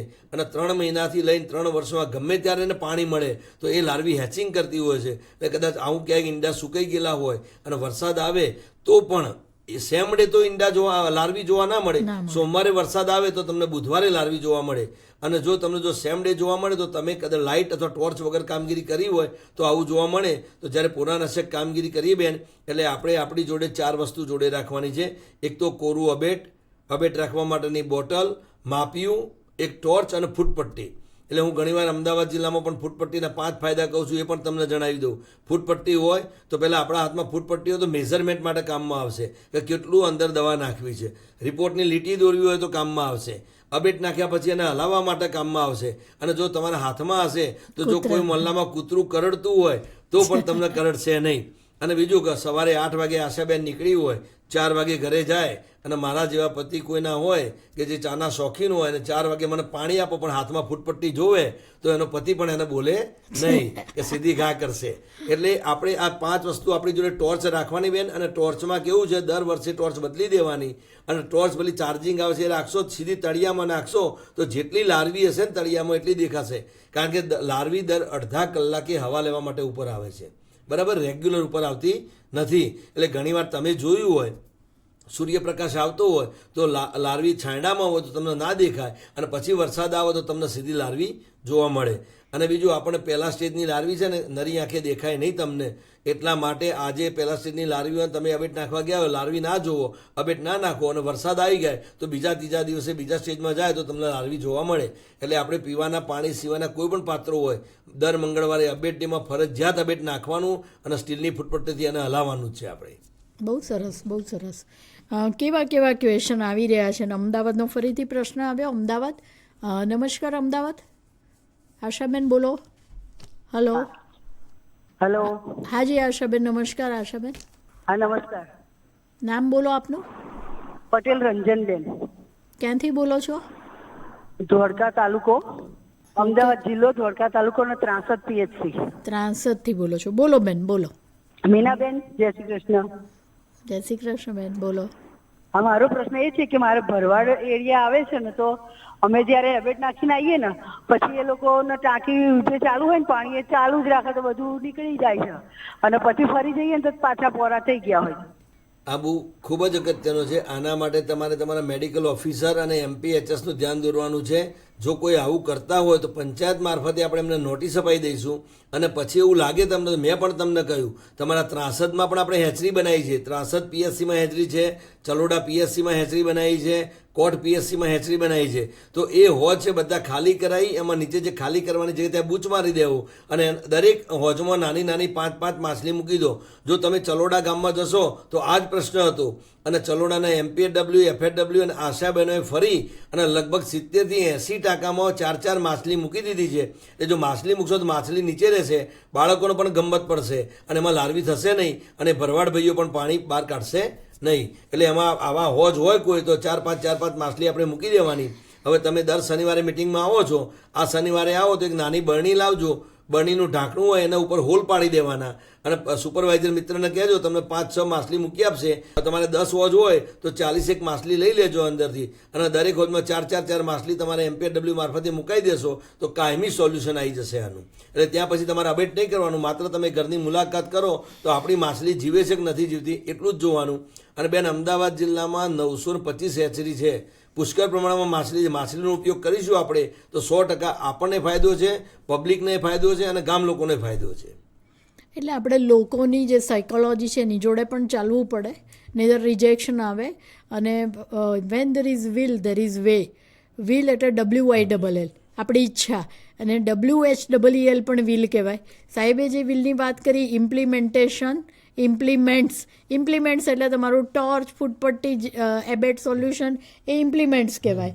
અને ઇમ્પ્લિમેન્ટર એટલે તમે પોતે, અને ઇમ્પ્લિમેન્ટેશન એટલે પ્રોસેસ, તમે જે એબેટની ક્રિયા કરો એ. એટલે જેટલી ઈચ્છા WILL જરૂરી છે એટલી જ WHEEL છે. વસ્તુ વગર તમે શું કામ કરી શકો. એટલે આ પણ એક, હું જ્યારે ટ્રેનિંગમાં આ વાત લેતી તો મારા મેડિકલ ઓફિસરને બહુ ગમતું કે મેડમ વાત સાચી છે, બધું હોય પણ આપણી પાસે સાધનો જ ના હોય તો શું કરો. અને બીજી વાત છે કે હાજર સો હથિયાર. કેટલીક વાર એસી છે, ખુરશી છે, પણ કામ કરવાની દાનત જ નથી. અમદાવાદનો ફરીથી ક્વેશ્ચન આવે છે, આપણે લઈ લઈએ. અમદાવાદ, નમસ્કાર. અમદાવાદ આશાબેન. હાજી નમસ્કાર બેન, બોલો બેન, આપનું નામ બોલો. મારું નામ જાદવ ભાવનાબેન મહેશભાઈ. હા ભાવનાબેન બોલો. આશાબેન છો તમે કે આશા ફેસિલિટી? આશાબેન. હા બોલો બેન, બોલો. એને મને આ પ્રોગ્રામ બહુ ગમ્યો અને બહુ સરસ. મેલેરિયા વિશે સમજાયું એટલે સારું લાગ્યું એટલે ફોન કર્યો. બહુ સરસ Bhavnaben, very good, very good, સરસ, થેન્ક યુ. હા, આખો પ્રોગ્રામ જોજો, હજી તો બાકી છે. હજી તો ખાલી એડવર્ટાઇઝમેન્ટ છે, હજી બાકી છે બધું, ઘણું બધું. ઓકે, બહુ સરસ સવાલો આવી રહ્યા છે અને એટલે અમે પોતે પણ મોટિવેટ થઈ રહ્યા છીએ. હવે આપણે પ્રોગ્રામને આગળ ચલાવીએ. આશાના ઇન્સેન્ટિવ, જે એનો મેઇન પ્રિય વિષય છે, એની સ્લાઇડ એકવાર જોઈ લઈએ એટલે આશા બહેનોને પણ મોટિવેશન રહે કે અમે કામ કરીએ પણ અમને એની સામે પૈસા પણ મળવાના છે. આમાં આપણે જે તાવની સ્લાઇડ લેવામાં આવે છે તો એક સ્લાઇડના 15 રૂપિયા આપણે આપીએ છીએ. પહેલાં 5 હતા પણ બધી રજૂઆતો આવી, એના પછી છેલ્લા 4 વર્ષથી 15 રૂપિયા થઈ ગયા છે. એટલે મિનિમમ તમને 7 થી 8 સ્લાઇડ મળે છે. પણ મેં પહેલાં જ કહ્યું, એમપીએડબલ્યુ રજા પર હોય, એફએડબલ્યુ રજા પર હોય તો તમારી જોડે સ્લાઇડ વધારે મળે તો જેટલી સ્લાઇડ છે એટલી ગુણ્યા 15 રૂપિયા તમને મળે છે. અને જો તમે પી વાયવેક્સ અથવા પી ફાલ્સીપેરમ કેસ હોય અને એને 14 દિવસ આશાબેન જાતે જઈને ડોટની માફક જો આરટી આપે છે તેને 200 રૂપિયા મળે છે. અને એ સિવાય કોઈ ગંભીર પ્રકારનો કેસ હોય, મેલેરિયાનો દર્દીઓને રિફર કરવો પડ્યો હોય અને એ આશાબેન 108 મારફતે અથવા પીએસસી મારફતે પોતે જોડે આવી અને એને જો ત્યાં એડમિટ કરાવે છે તો એના 300 રૂપિયા મળે છે. એની સાથે સાથે આપણે જુલાઈ મહિનાથી લઈ ફેબ્રુઆરી મહિના સુધી જે આશાબહેનો પોરાનાશક કામગીરી કરે છે એને દર મહિને 200 રૂપિયા પોરાનાશક કામગીરીના ચૂકવીએ છીએ. એટલે આપણે 1600 રૂપિયા આખા વર્ષના પોરાનાશકના ચૂકવીએ છીએ. એની સાથે જો પોઝિટિવ કેસ હોય તો સારવારના 200 રૂપિયા પણ આપીએ છીએ. એટલે તમારે સ્લાઇડ દીઠ 15 રૂપિયા અને 1600 રૂપિયા આખા વર્ષના જે તમને સ્લાઇડના મળે છે જુલાઈ મહિનાથી લઈ ફેબ્રુઆરી મહિના સુધી આપણે રેગ્યુલર આપીએ જ છીએ. એટલે તમારું જે ઇન્સેન્ટિવ છે એમાં આવે છે. અને બાકી જો પોઝિટિવ કેસ હોય અને સારવાર આપો તો 200 રૂપિયા છે. તમે કોઈ કેસ રિફર કરો તો 300 રૂપિયા છે. બહુ સરસ વાત કરી કે હેલ્થ એક એવો સબ્જેક્ટ છે અથવા હેલ્થ એવું ડિપાર્ટમેન્ટ છે કે જેમાં પુણ્ય પણ મળે છે અને પૈસા પણ મળે છે. પછી એ સેલરી રૂપે મળે કે ઇન્સેન્ટિવ રૂપે મૂકે પણ તમને પુણ્યનું પણ ભાથું મળે, કારણ કે તમે કોઈ કેસને સરસ કરી દીધો હોય તો એને જે આશીર્વાદ મળે એ કદાચ પૈસા કરતાંય વધારે ઇમ્પોર્ટન્ટ હોય. અમદાવાદથી ફરીથી સવાલ છે. અમદાવાદ, નમસ્કાર અમદાવાદ. આશાબેન, હલો. હેલો, નમસ્તે મેડમ. હાજી નમસ્કાર બેન, આપનું નામ બોલો. હા, નમસ્તે સર. મારો પ્રશ્ન એવો છે મેડમ કે આપણે ગપ્પી પીસ માછલીઓ તળાવમાં મૂકીએ છીએ તો તળાવની માછલીઓ ગપ્પી પીસને ખાઈ જાય છે? ના બેન, આપણી માછલી છે ને એ બહુ નાની છે, એ 1.5 ઇંચની હોય છે અને એ આપણે તળાવના કિનારાથી 3 થી 4 ફૂટમાં જ રહેતી હોય છે. એટલે જોજો તમે જો તળાવે કદાચ કપડાં ધોવા જાઓ, ભેંસને પાણી પાવા જાઓ તો નજીકમાં જોવા મળશે. અને જો કદાચ તમને ખ્યાલ ના આવે થોડી વાર ઉભા રહેશો તો નાના નાના ડ્રોપલેટ પડતા હશે. અને જે મોટી માછલી છે સીસરા પાણીમાં જલ્દી ના આવે, પણ આપણી માછલી છે ને એ દર 4 મહિને બચ્ચા આપે અને એક માછલી મિનિમમ 6 થી 8 બચ્ચા આપે છે. એનો ગ્રોથ પણ વધારે થતો હોય છે. હા, પણ કદાચ આપણું મોટું તળાવ હોય અને ત્યાં મોટી ફિશ નાખેલી હોય તો જો કદાચ તમે ફિશ નાખો છો અને એને મહિના સુધી ઓબ્ઝર્વ કરો, 15 દિવસ સુધી જોવા માટે જાઓ અને જો સંખ્યા ઘટતી હોય તો અમારું ધ્યાન દોરજો, તો પછી અમે એ પ્રમાણે ત્યાં એક્ટિવિટી કરાવીશું. જનરલી તો આપણી ફિશ છે એ એકદમ નજીકના કિનારાથી 1.5 થી 3 ફૂટમાં જ રહેતી હોય છે. એટલે બને એટલું ઓછો પેલી મોટી માછલીઓ ઉપયોગ કરતી હોય છે. પણ એ પેલો એક છે ને કે દરેક ભક્ષકનું આખી શૃંખલા આવતી હતી, આ આના ખાય, એમ મોટી માછલી એને ખાઈ તો શકે છે પણ આપણી ક્વોન્ટિટી વધારે છે, એના ઈંડા પણ જલ્દી આપે છે, બચ્ચા પણ વધારે આપે છે. અને જો સારી સિઝન હોય અત્યારે તો ટ્રાન્સમિશન સિઝન છે એટલે જૂન મહિનાથી લઈને સપ્ટેમ્બરમાં તો 2 થી 3 વારે બચ્ચા આપે છે. એટલે એની ક્વોન્ટિટી પણ વધારે આવે. એટલે કદાચ નાની ઘણી માછલી ઓછી થતી હોય પણ આપણી માછલી હશે તો ત્યાં એનું બ્રીડિંગ થતું રહેશે. આપણું આવું એક તળાવ છે એણાસણમાંથી જ અમે ફિશ બધે ટ્રાન્સફર કરીએ છીએ અત્યારે. અને ત્યાં મોટી પણ ફિશ હોય છે પણ અમે ત્યાં જઈએ ત્યારે અમને નાની ફિશ જોવા મળતી હોય છે. હા, બહુ સરસ સરે વાત કરી. કારણ કે આ સવાલ પણ છે કે મોટી માછલીઓ આપણી માછલીને ખાઈ જાય તો પર્પઝ જે આપણો છે રહે નહીં. તો આવી બધી નાની મોટી વાતો આપણે કરી અને હવે આપણે ચિત્રો દ્વારા જોઈએ કે એકચ્યુઅલી કેવી રીતે બ્રીડિંગ થાય, કે ડેન્ગુ કે એ બધાના જે ઈંડા છે ક્યાં મુકાય છે, એના બહુ સરસ ચિત્રો છે. તો સાહેબને વિનંતી કરું કે એ પણ આપણને થોડી વાત કરે. આપણે આ જોઈશું. જો અહીંયા ટાયર દેખાય છે, આ બધા જ ટાયરના અંદર ધારો કે અંદર પાણી ભરાઈ જાય અને પછી આ ટાયર સુકાઈ જાય, પાણી સુકાઈ જાય પણ ઈંડા ના ચોટેલા રહેતા હોય છે. આ બેઝિકલી આ ટાયરમાં એડિસ મોસ્કિટો બ્રીડ કરતા હોય છે અને પછી જ્યારે એમાં પાણી મળે ત્યારે એમાંથી લાર્વી થતી હોય છે. હવે તમે આ નારિયેળની કાચલી જુઓ, આ નારિયેળના બધા લીલા નારિયેળના તરોપા કહીએ આપણે, આ પહેલાં સિવિલમાં પડતા હતા. સિવિલમાં તમે અત્યારે જશો ને તો તમને થર્મોસ વગર ત્યાં શરબત કે ચા લઈ જવા નહીં દે. પ્લાસ્ટિકની બેગ પણ આપણે બંધ કરાવી દીધી છે. જો આપણા કોઈ રિલેટિવ હોય અને સિવિલમાં દાખલ હોય અને ઘરે ના લાવો તો આવું લીલું નારિયેળ લઈને જઈએ તો દર્દી ત્યાંના ત્યાં જ રહે એવી કન્ડિશન થઈ જાય. કારણ કે આમાં નારિયેળ પીતા પછી બારીમાં મૂકી દેવાનું, પાણીનો ગ્લાસ ધોઈ તો એમાં જાય, પછી એમાંથી બ્લીડિંગ સતત ચાલુ રહેતું હતું. અત્યારે તમે જોજો કોઈ પણ સિવિલ હોસ્પિટલમાં તમને આવું લીલું નારિયેળ આખું લઈ જવા નહીં દે. એટલે ખાસ આ કન્ડિશન જોવાની. આપણે ઘરની આજુબાજુમાં ગામમાં પણ આવા જો પ્લાસ્ટિકના કપને એવું પડ્યું હોય તો આનો સાફ ગ્રામ પંચાયતને કહી સાફ સફાઈ કરાવી એનો નિકાલ કરવો. કારણ કે 1 ચમચી જેટલા પાણીમાં તો સફિશિયન્ટ છે, આપણને આખા ગામનો મળી જાય એટલા બધા પોળા થતા હોય છે. આ ખાસ અગત્યનું છે. દરેક ટાંકા જો આવી રીતે કપડાથી ઢાંકીને રાખો તમે તો એમાં બ્લીડિંગ થશે જ નહીં. જ્યારે પાણી લેવું હોય તો વાપરવાનું છે. અત્યારે તો ટાંકામાં, ઘડીમાં, માટલામાં દરેક જગ્યાએ નળ આવે છે તો આપણે થોડી હાઈટ પર રાખીએ, એમાં પાણી ભરીએ અને નળ વાટે જો પાણી લઈશું આપણે તો કોઈ જગ્યાએ બ્લીડિંગ થશે નહીં. અને જો આવો હોજ કે એવું હોય તો આના અંદર હોજ બતાવ્યો છે એમાં ગપ્પી ફિશ મુકાય, પેલામાં નિકાલ કરવો જોઈએ. અને જે ઉપરનું કુંડું બતાવ્યું છે એ કુંડાને માટીથી પુરાણ જ કરી દેવું જોઈએ આપણે. અને જે ટાયર છે એને ટાયરને થપ્પી મારી ઉપર મેઇન એક આવે પ્લાસ્ટિકનું બાંધી અને પછી એને દોરીથી બાંધી દેવાનું તો અંદર વરસાદનું પાણી ન જાય તો બ્લીડિંગ થાય નહીં. આપણે ઉપર જે 3 લાર્વી દેખાય છે એમાં જુઓ, એક સીધી લાર્વી છે, વચ્ચોવચ્ચ જે છે એનોફિલિસની છે, ઉપર એડિસની છે, નીચે ક્યુલેક્સની છે. આપણે ખાસ જોઈશું કે જો જેની લાર્વી ત્રાસી એનો મચ્છર સીધો, જો ઘરમાં તમારા દિવાલ પર મચ્છર સીધો બેઠો હોય તો સમજી લેવાનું કાં તો એ એડિસ છે અથવા ક્યુલેક્સ છે. અને પાણીમાં જો લાર્વી લટકતી હોય, ઊંધી હોય, માથું નીચે હોય, પૂંછડી ઉપર હોય તો એ એડિસની અથવા ક્યુલેક્સની છે. અને જો પાણીને સમાંતર જ હોય બિલકુલ એકદમ તો એ એનોફિલિસની છે. જો એનોફિલિસની હોય તો તમારે સીધું ત્યાં ધ્યાન રાખવાનું કે હવે મેલેરિયાના કેસો થવાની શક્યતા નકારી શકાય નહીં. એટલે જ્યારે આપણે નાખવા જઈએ ત્યારે આપણે લાર્વી પણ આઈડેન્ટિફાઈ કરીએ તે ખૂબ જરૂરી છે. આ બધા જ બ્રીડિંગ પ્લેસો છે નાના, આ બધામાં આપણે ધ્યાન રાખવાની જરૂર છે.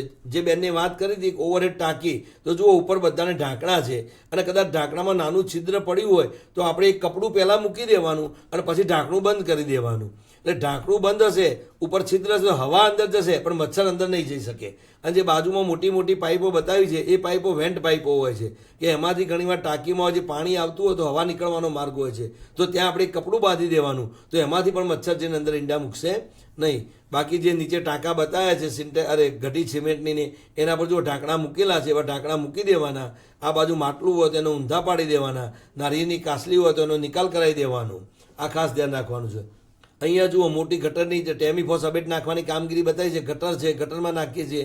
પેલી ગટર જેમાં બીટીઆઈનો છંટકાવ થાય છે, અને જે જગ્યાએ નાના હોજ કે કુંડીઓ હોય એના અંદર આપણે ગપ્પી અથવા ગંબુસિયા માછલી મૂકતા હોઈએ છીએ. અહીંયા અબેટની દવા છે, ટાંકામાં હલાવવાનું છે. અહીંયા આશાબેન જે કામગીરી કરે છે જુઓ, એમને અબેટ બનાવ્યું છે. ચૂનાના નીતરા પાણી જેવું આપણને દેખાય છે. એમાં 10 લીટર પાણીમાં 2.5 મિલી અબેટ નાખવાનું છે, અને એક 12 ઢાંકણ, એટલે એમાં જેની કેપેસિટી હોય એટલા માટે. ઘણીવાર 200 લીટરનું પાણી પીપળું હોય, પણ જો અંદર 100 લીટર ભરેલું હોય તો આપણે એને 200 લીટર પ્રમાણે જ દવા નાખવાની છે. કદાચ તમે દવા નાખીને આવો અને પછી પાણી આવશે અને પાછું પીપળું ભરી જશે તો તમારો ડોઝ ત્યાં અડધો થઈ જશે. એટલે આપણે પાણીની ક્વોન્ટિટી જોવાની નથી, આપણે ઘટીની ક્વોન્ટિટી જોવાની છે. એ ઘટીમાં કેટલા લીટર પાણી આવે છે તો એ પ્રમાણે આપણે અંદર ડોઝ નાખવાનો છે. અમદાવાદથી પાછો સવાલ છે. અમદાવાદ, નમસ્કાર આશાબેન. નમસ્કાર. આપનું નામ બોલો. મારું નામ રિંચલબેન. હા બોલો બેન, બોલો. વિજયભાઈ, આશા વર્કર છું. ક્યાંથી બોલો છો? રાઠોડ સરને છે ને પ્રશ્ન કરવો છે. પેલું જે બોલે છે ને તે વિડીયો ઉતારવો છે, પગ વગરનું, આંખ વગરનું, એવું ચાલુમાં તો પાછું રિપીટ કરે ને તો મારે વિડીયો ઉતારવો છે. જેને નથી પગ અને પાંખો એની પર પડે આપણી આંખો, એટલે એને તરત જ મારી નાખો. એટલે આપણો દુશ્મન છે. દુશ્મનનો દુશ્મન આપણો મિત્ર કહેવાય. એટલે મચ્છરનો દુશ્મન ગપ્પી માછલી છે, તો ગપ્પી માછલી આપણી મિત્ર થઈ. એટલે જ્યાં મોટા હોજ હોય, જ્યાં અબેટ નાખી ના શકાય એવી જગ્યાએ આપણે માછલી મૂકીશું. એટલે આપણે જે સૂત્ર છે કે જેને નથી પગ અને પાંખો એની પર પડે આપણી આંખો, એટલે તરત જ મારી નાખો.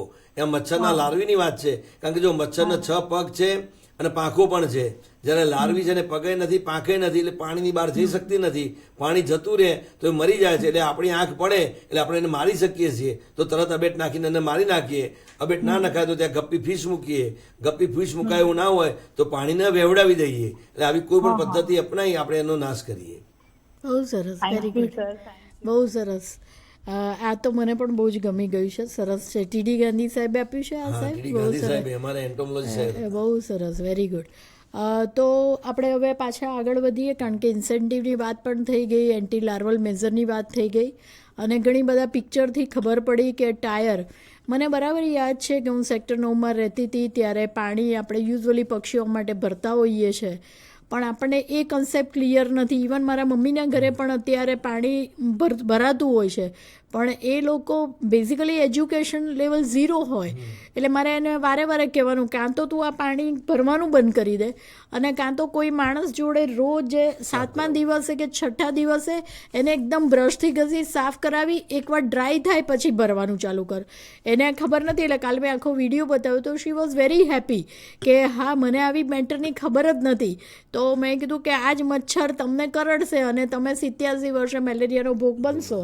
તો આ વસ્તુ પણ બહુ જ જરૂરી છે કે જે આપણે બધા સમજીએ, કારણ કે નાની નાની બાબતો છે એ આપણે ઘરના જ આંગણે આપણે પેલું કહે છે ને ચેરિટી બિગિન્સ એટ હોમ, શરૂઆત જે પણ કરવાની છે આપણાથી ઇમ્પ્લિમેન્ટેશનની કરીએ તો બહુ સારી રીતે આપણે કામ કરી શકીએ. તો રાઠોડ સાહેબ, આપણે ઘણી બધી વસ્તુઓની ચર્ચા કરી, બ્લડ સ્મિયરની વાત કરી, રેપિડ ડાયગ્નોસ્ટિક કિટની વાત કરી, મેલેરિયાના લક્ષણો, ડેન્ગ્યુની તો બધાને વાત ખબર છે, હેમરેજિક ફીવર એ બહુ સિરિયસ ઇસ્યુ છે, પ્લેટલેટ કાઉન્ટ ઘટી જાય છે, માણસ મૃત્યુ સુધી પહોંચી જાય છે, ચિકનગુનિયા લાઈફ ટાઈમ એની ઇફેક્ટ રહી જાય છે. મારા મમ્મીને ચિકનગુનિયા થયો તો અત્યારે એ ચિકનગુનિયાની ઇફેક્ટ આજે 10 વર્ષ થયા ને તો પણ છે, અને શિયાળામાં વધારે. એક તો ઓલ્ડ એજ ને પોતાના જોઈન્ટ સ્ટીફનેસ હોય, એમાં આંગળા બધા વળી ગયા છે, અને ચિકનગુનિયા એ મમ્મીને હેરાન કરે છે. ખેડાથી ફરીથી પ્રશ્ન છે. ખેડા, નમસ્કાર. આશાબેન, આપનું નામ બોલો. નમસ્કાર આશા. હેલો, નમસ્કાર. હાજી નમસ્કાર. હા, મારું નામ યતિન કુમાર વાલા છે. હાજી, આપ કોણ છો? અને હું MBAW છું રામપુર આયુષ્માન આરોગ્ય મંદિરમાં. હાજી, વેરી ગુડ. બોલો બોલો સર, હા. બોલો ભાઈ. એમાં આ તમારો પ્રોગ્રામ જો ખૂબ જ સરસ છે અને લોક હિતાર્થી છે, એટલે અમને આનંદ છે કે આવા સરસ પ્રોગ્રામ થાય છે. હા, thank you so much, thank you. Rathod સાહેબ આપણી જોડે છે કે જે અમદાવાદના બેસ્ટ ડીએમઓ છે, અને મને એમ લાગે છે કે ગુજરાત લેવલે ડીએમઓ જો સારા હોય તો તમારું ડિસ્ટ્રિક્ટ આખું તરી જાય. હા ને, MPW FAW પણ આ પ્રોગ્રામ જોઈ રહ્યા છે, જે આપણા માટે બહુ આનંદની છે વાત. આ પ્લેટફોર્મ પર આશા બહેનો 47,000, FAW બહેનો, અને તમે આંગણવાડીને ભેગા કરો તો પ્રેક્ટિકલી 1 લાખ લોકો આ પ્રોગ્રામ જોઈ શકે. એટલે જ મને બાઇસેકનો આ સેટકોમ પ્રોગ્રામ બહુ ગમે છે કે 2 કલાક ઇન્વેસ્ટ કરવાથી 1 લાખ લોકોને આમાં બેનિફિટ થતો હોય છે. તો સર આપણે ઘણી બધી ચર્ચા કરી, પણ હજી પણ આપને કોઈ એક સરસ વિડીયો છે કે આખું એમાં મચ્છરનું લાઈફ સાયકલ છે, હા, મચ્છર એ ઈંડા બતાવી મૂકે છે દઈએ. અને દેખાય છે. એટલે આખી લાઈફ સાયકલમાં આપણી કામગીરી ક્યાંય ભૂલ થતી હોય તો આપણે સુધારી શકીએ એવી કન્ડિશન છે. તો આપણે એક વિડીયો નિહાળીએ. હા હા, શ્યોર શ્યોર.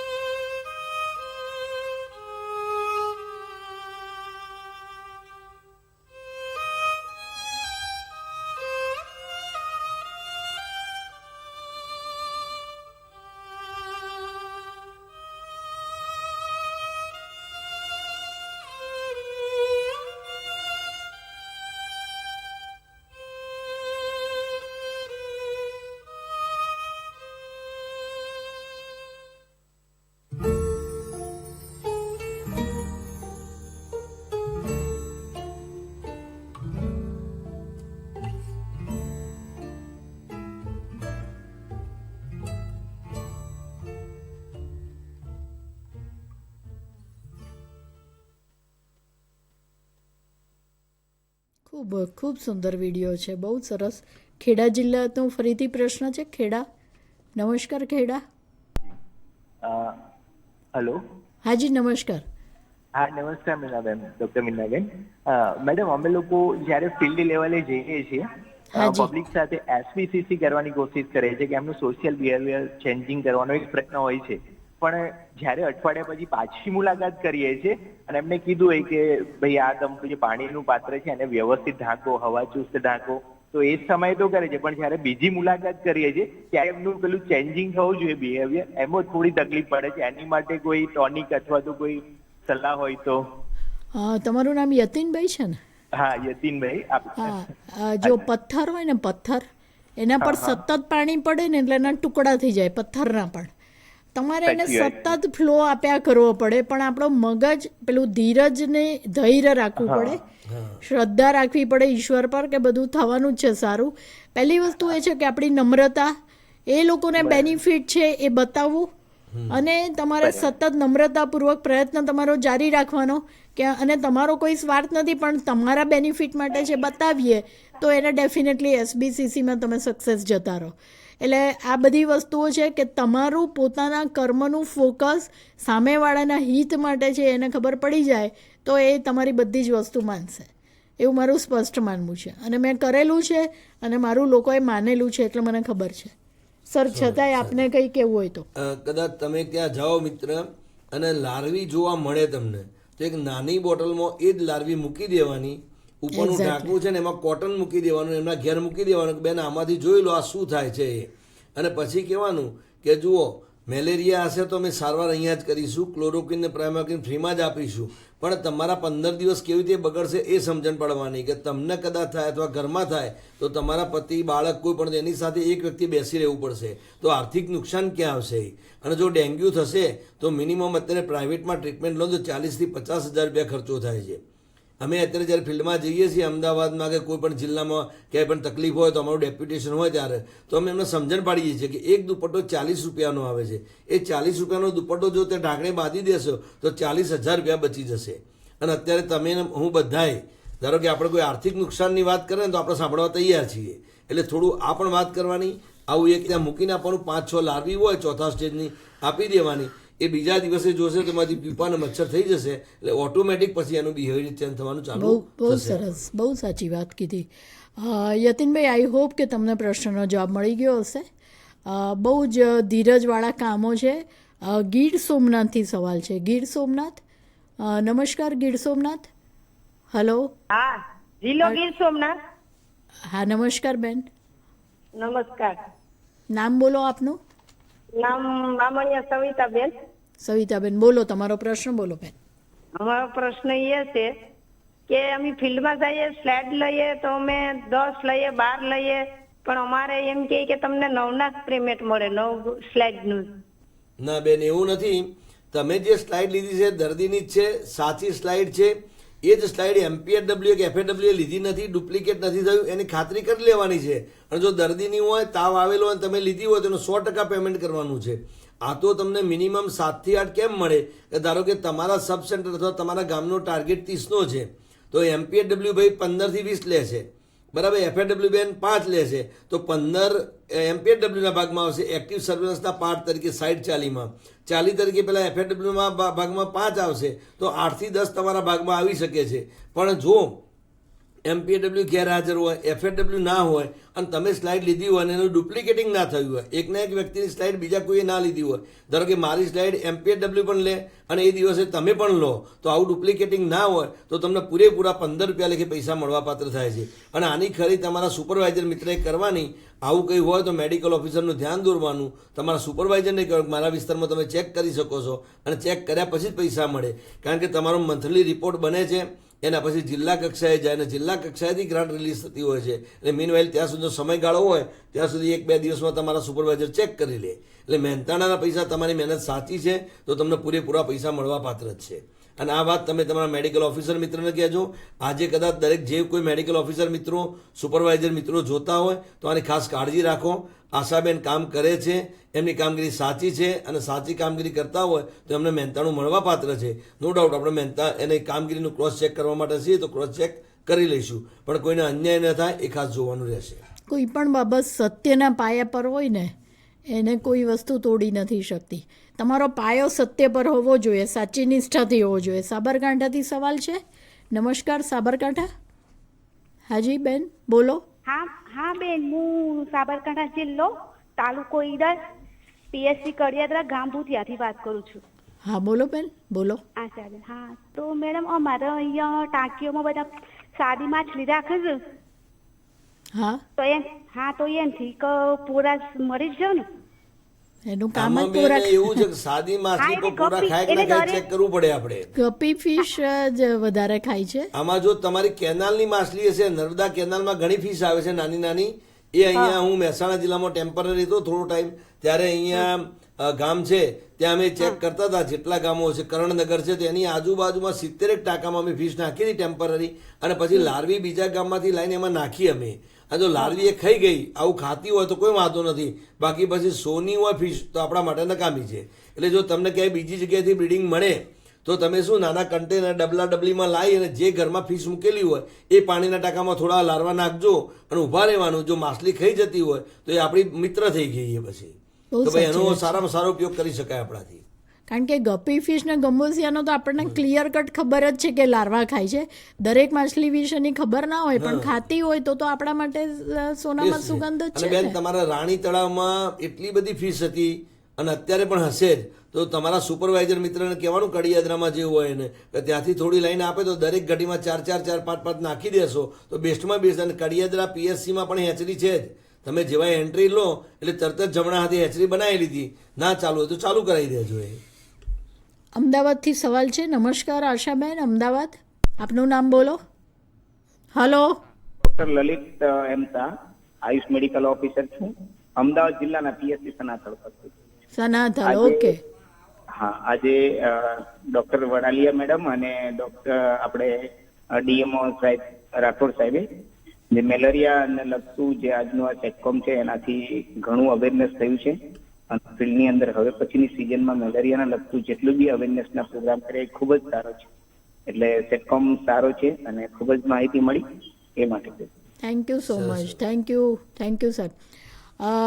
ઘણા બધા જે પ્રશ્નો આવ્યા ને, આઈ એમ રિયલી વેરી હેપી કે મને મારું આશા એક આરોગ્ય ચેતના પ્રોગ્રામ યાદ આવી ગયો.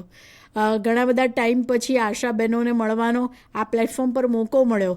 કારણ કે આશા બહેનો જેની જોડે મેં 500 પ્રોગ્રામ કર્યા હોય એ નેચરલી હું બહુ જ હૃદયથી એમને નજીક માનું છું.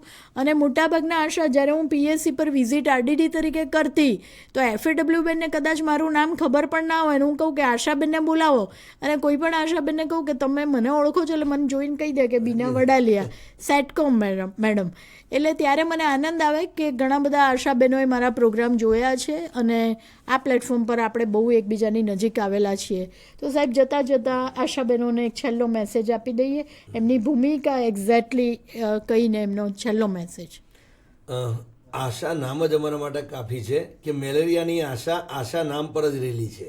એટલે બહેનો આપણે જે સુંદર કામગીરી કરીએ છીએ એ જ. અને મેં કહ્યું કે દુશ્મન પેદા થાય એના પહેલાં જ મારી નાખીએ. એટલે આપણે જે પોરાનાશક કામગીરી સ્ટ્રેન્થન કરેલી છે એમાં થોડું હજુ ફોકસ કરીશું. હજુ વરસાદ પહેલાં એક રાઉન્ડ સાદો થઈ જાય તો આપણા દુશ્મનની સંખ્યા ઓછી છે એને મારી નાખીએ. પછી હજારો મચ્છર થશે પણ જો એ ચેપી નહીં હોય તો આપણને મેલેરિયા કરશે નહીં. એટલે મહેરબાની કરીને જે વિસ્તારમાં પોઝિટિવ નીકળ્યા હોય એ વિસ્તારમાં 100% સાચી અને અસરકારક પુરાનાશક કામગીરી આપણે એક રાઉન્ડ કરી લઈએ તો આપણે આ વર્ષે મેલેરિયા એલિમિનેશનમાં સહભાગી થઈશું અને ઝીરો મેલેરિયામાં આગળ વધીશું. હા, બહુ સરસ રાઠોડ સાહેબ, થેન્ક યુ સો મચ. હું એટલું જ છેલ્લે કહીશ કે આગળ આશા છે. હંમેશા જીવનમાં આગળ આપણી હોપ્સ હોય કે બેસ્ટ જ થવાનું છે. આજુબાજુ સત્ય છે જે આપણે જોઈ રહ્યા છે. કોમ્યુનિટી લેવલે લોકો શું કરે છે, પાણી કેવી રીતે પાણીમાંથી અબેટ નાખવા નથી દેતા, એ સત્ય છે. પાછળ છે અનુભવ છે, કારણ કે આપણો ઓલવેઝ પાસ્ટ ટેન્સ એ અનુભવ સાથે જોડાયેલો હોય છે. પણ અંદર ઝાંખીએ તો સારું કર્મ કર્યાનો એક સુંદર અહેસાસ છે. એટલે આપણે એક અહેસાસ સાથે આ યજ્ઞમાં આહુતિ આપીએ. ઈશ્વરે આપણને મનુષ્ય અવતાર આપ્યો છે અને એમાં પણ હેલ્થ ડિપાર્ટમેન્ટમાં કામ કરવાનો એક મોકો, એક ઓપોર્ચ્યુનિટી આપી છે. પગાર સાથે કે ઇન્સેન્ટિવ સાથે આપણે બહુ જ બધું પુણ્ય કમાવાનું છે. મલેરિયા હવે ભવિષ્યમાં જે વરસાદ આવનાર છે એ સંજોગોમાં પાણી હશે ત્યાં મેલેરિયા કે ડેન્ગ્યુ ના થાય એના માટેની આપણી આખું એક્શન પ્લાન તૈયાર કરીએ અને મચ્છરદાની જે એરિયામાં ખરેખર મળવાપાત્ર છે બધા મેળવી લે. મેં તમને કીધું વિલ એટલે જે ઇમ્પ્લિમેન્ટ્સ છે એને પણ તૈયાર રાખીએ અને રાઠોડ સાહેબ જેવા ડીએમઓને માર્ગદર્શન લેતા રહીએ કે અમદાવાદમાં 0 કેસ થયો તો આપણા જિલ્લામાં કેમ નહીં. એક એવી નિષ્ઠા અને એક પ્રતિજ્ઞા લઈ અને આ સેટકોમને આપણે પૂર્ણ જાહેર કરીએ. જીઆઈડીએમનો ફરીથી ખૂબ ખૂબ આભાર માનું છું. એના કોઓર્ડિનેટર હંમેશા મને એવું લાગે છે કે આ દીકરી એટલું બધું જોરદાર ફોલોઅપ કરે અને ઘણા બધા ટાઈમ મહિના પહેલાં આપણું બુક કરાવી દે કે મેડમ અભી અમે સેટકોમ કરના હે, અને એનું ફોલોઅપ બહુ સુંદર છે. એની ટીમ બહુ સરસ છે. GIDM એઝ અ હોલ બહુ સુંદર યુનિટ છે અને પાણી પહેલાં પાળ બાંધવાની કામગીરી કરે છે. બાયસેકનો તો આભાર માનવું એટલો ઓછો છે. અને સૌથી વધારે આભાર આશાબેનનો કે જેણે આટલા બધા ક્વેશ્ચન પૂછ્યા. કદાચ હજી 1 કલાક પ્રોગ્રામ ચાલુ રહે તો બીજા 20 ક્વેશ્ચન આવે. અને આ મારો અનુભવ છે એટલા માટે ખબર છે કે આશાબેનો સવાલો પૂછતા જ હોય છે. આજે મને ખૂબ આનંદ થયો કે ઘણા બધા દિવસો પછી આટલા બધા 10-12 ક્વેશ્ચન આવ્યા અને I am really very happy. Ashaben, ઈશ્વરની કૃપા હશે તો આપણે મળતા રહીશું. Thank you so much. All the best for everything. સારું કામ કરીએ અને ઈશ્વરના આશીર્વાદ મેળવતા રહીએ. Thank you so much. જય જય ગરવી ગુજરાત.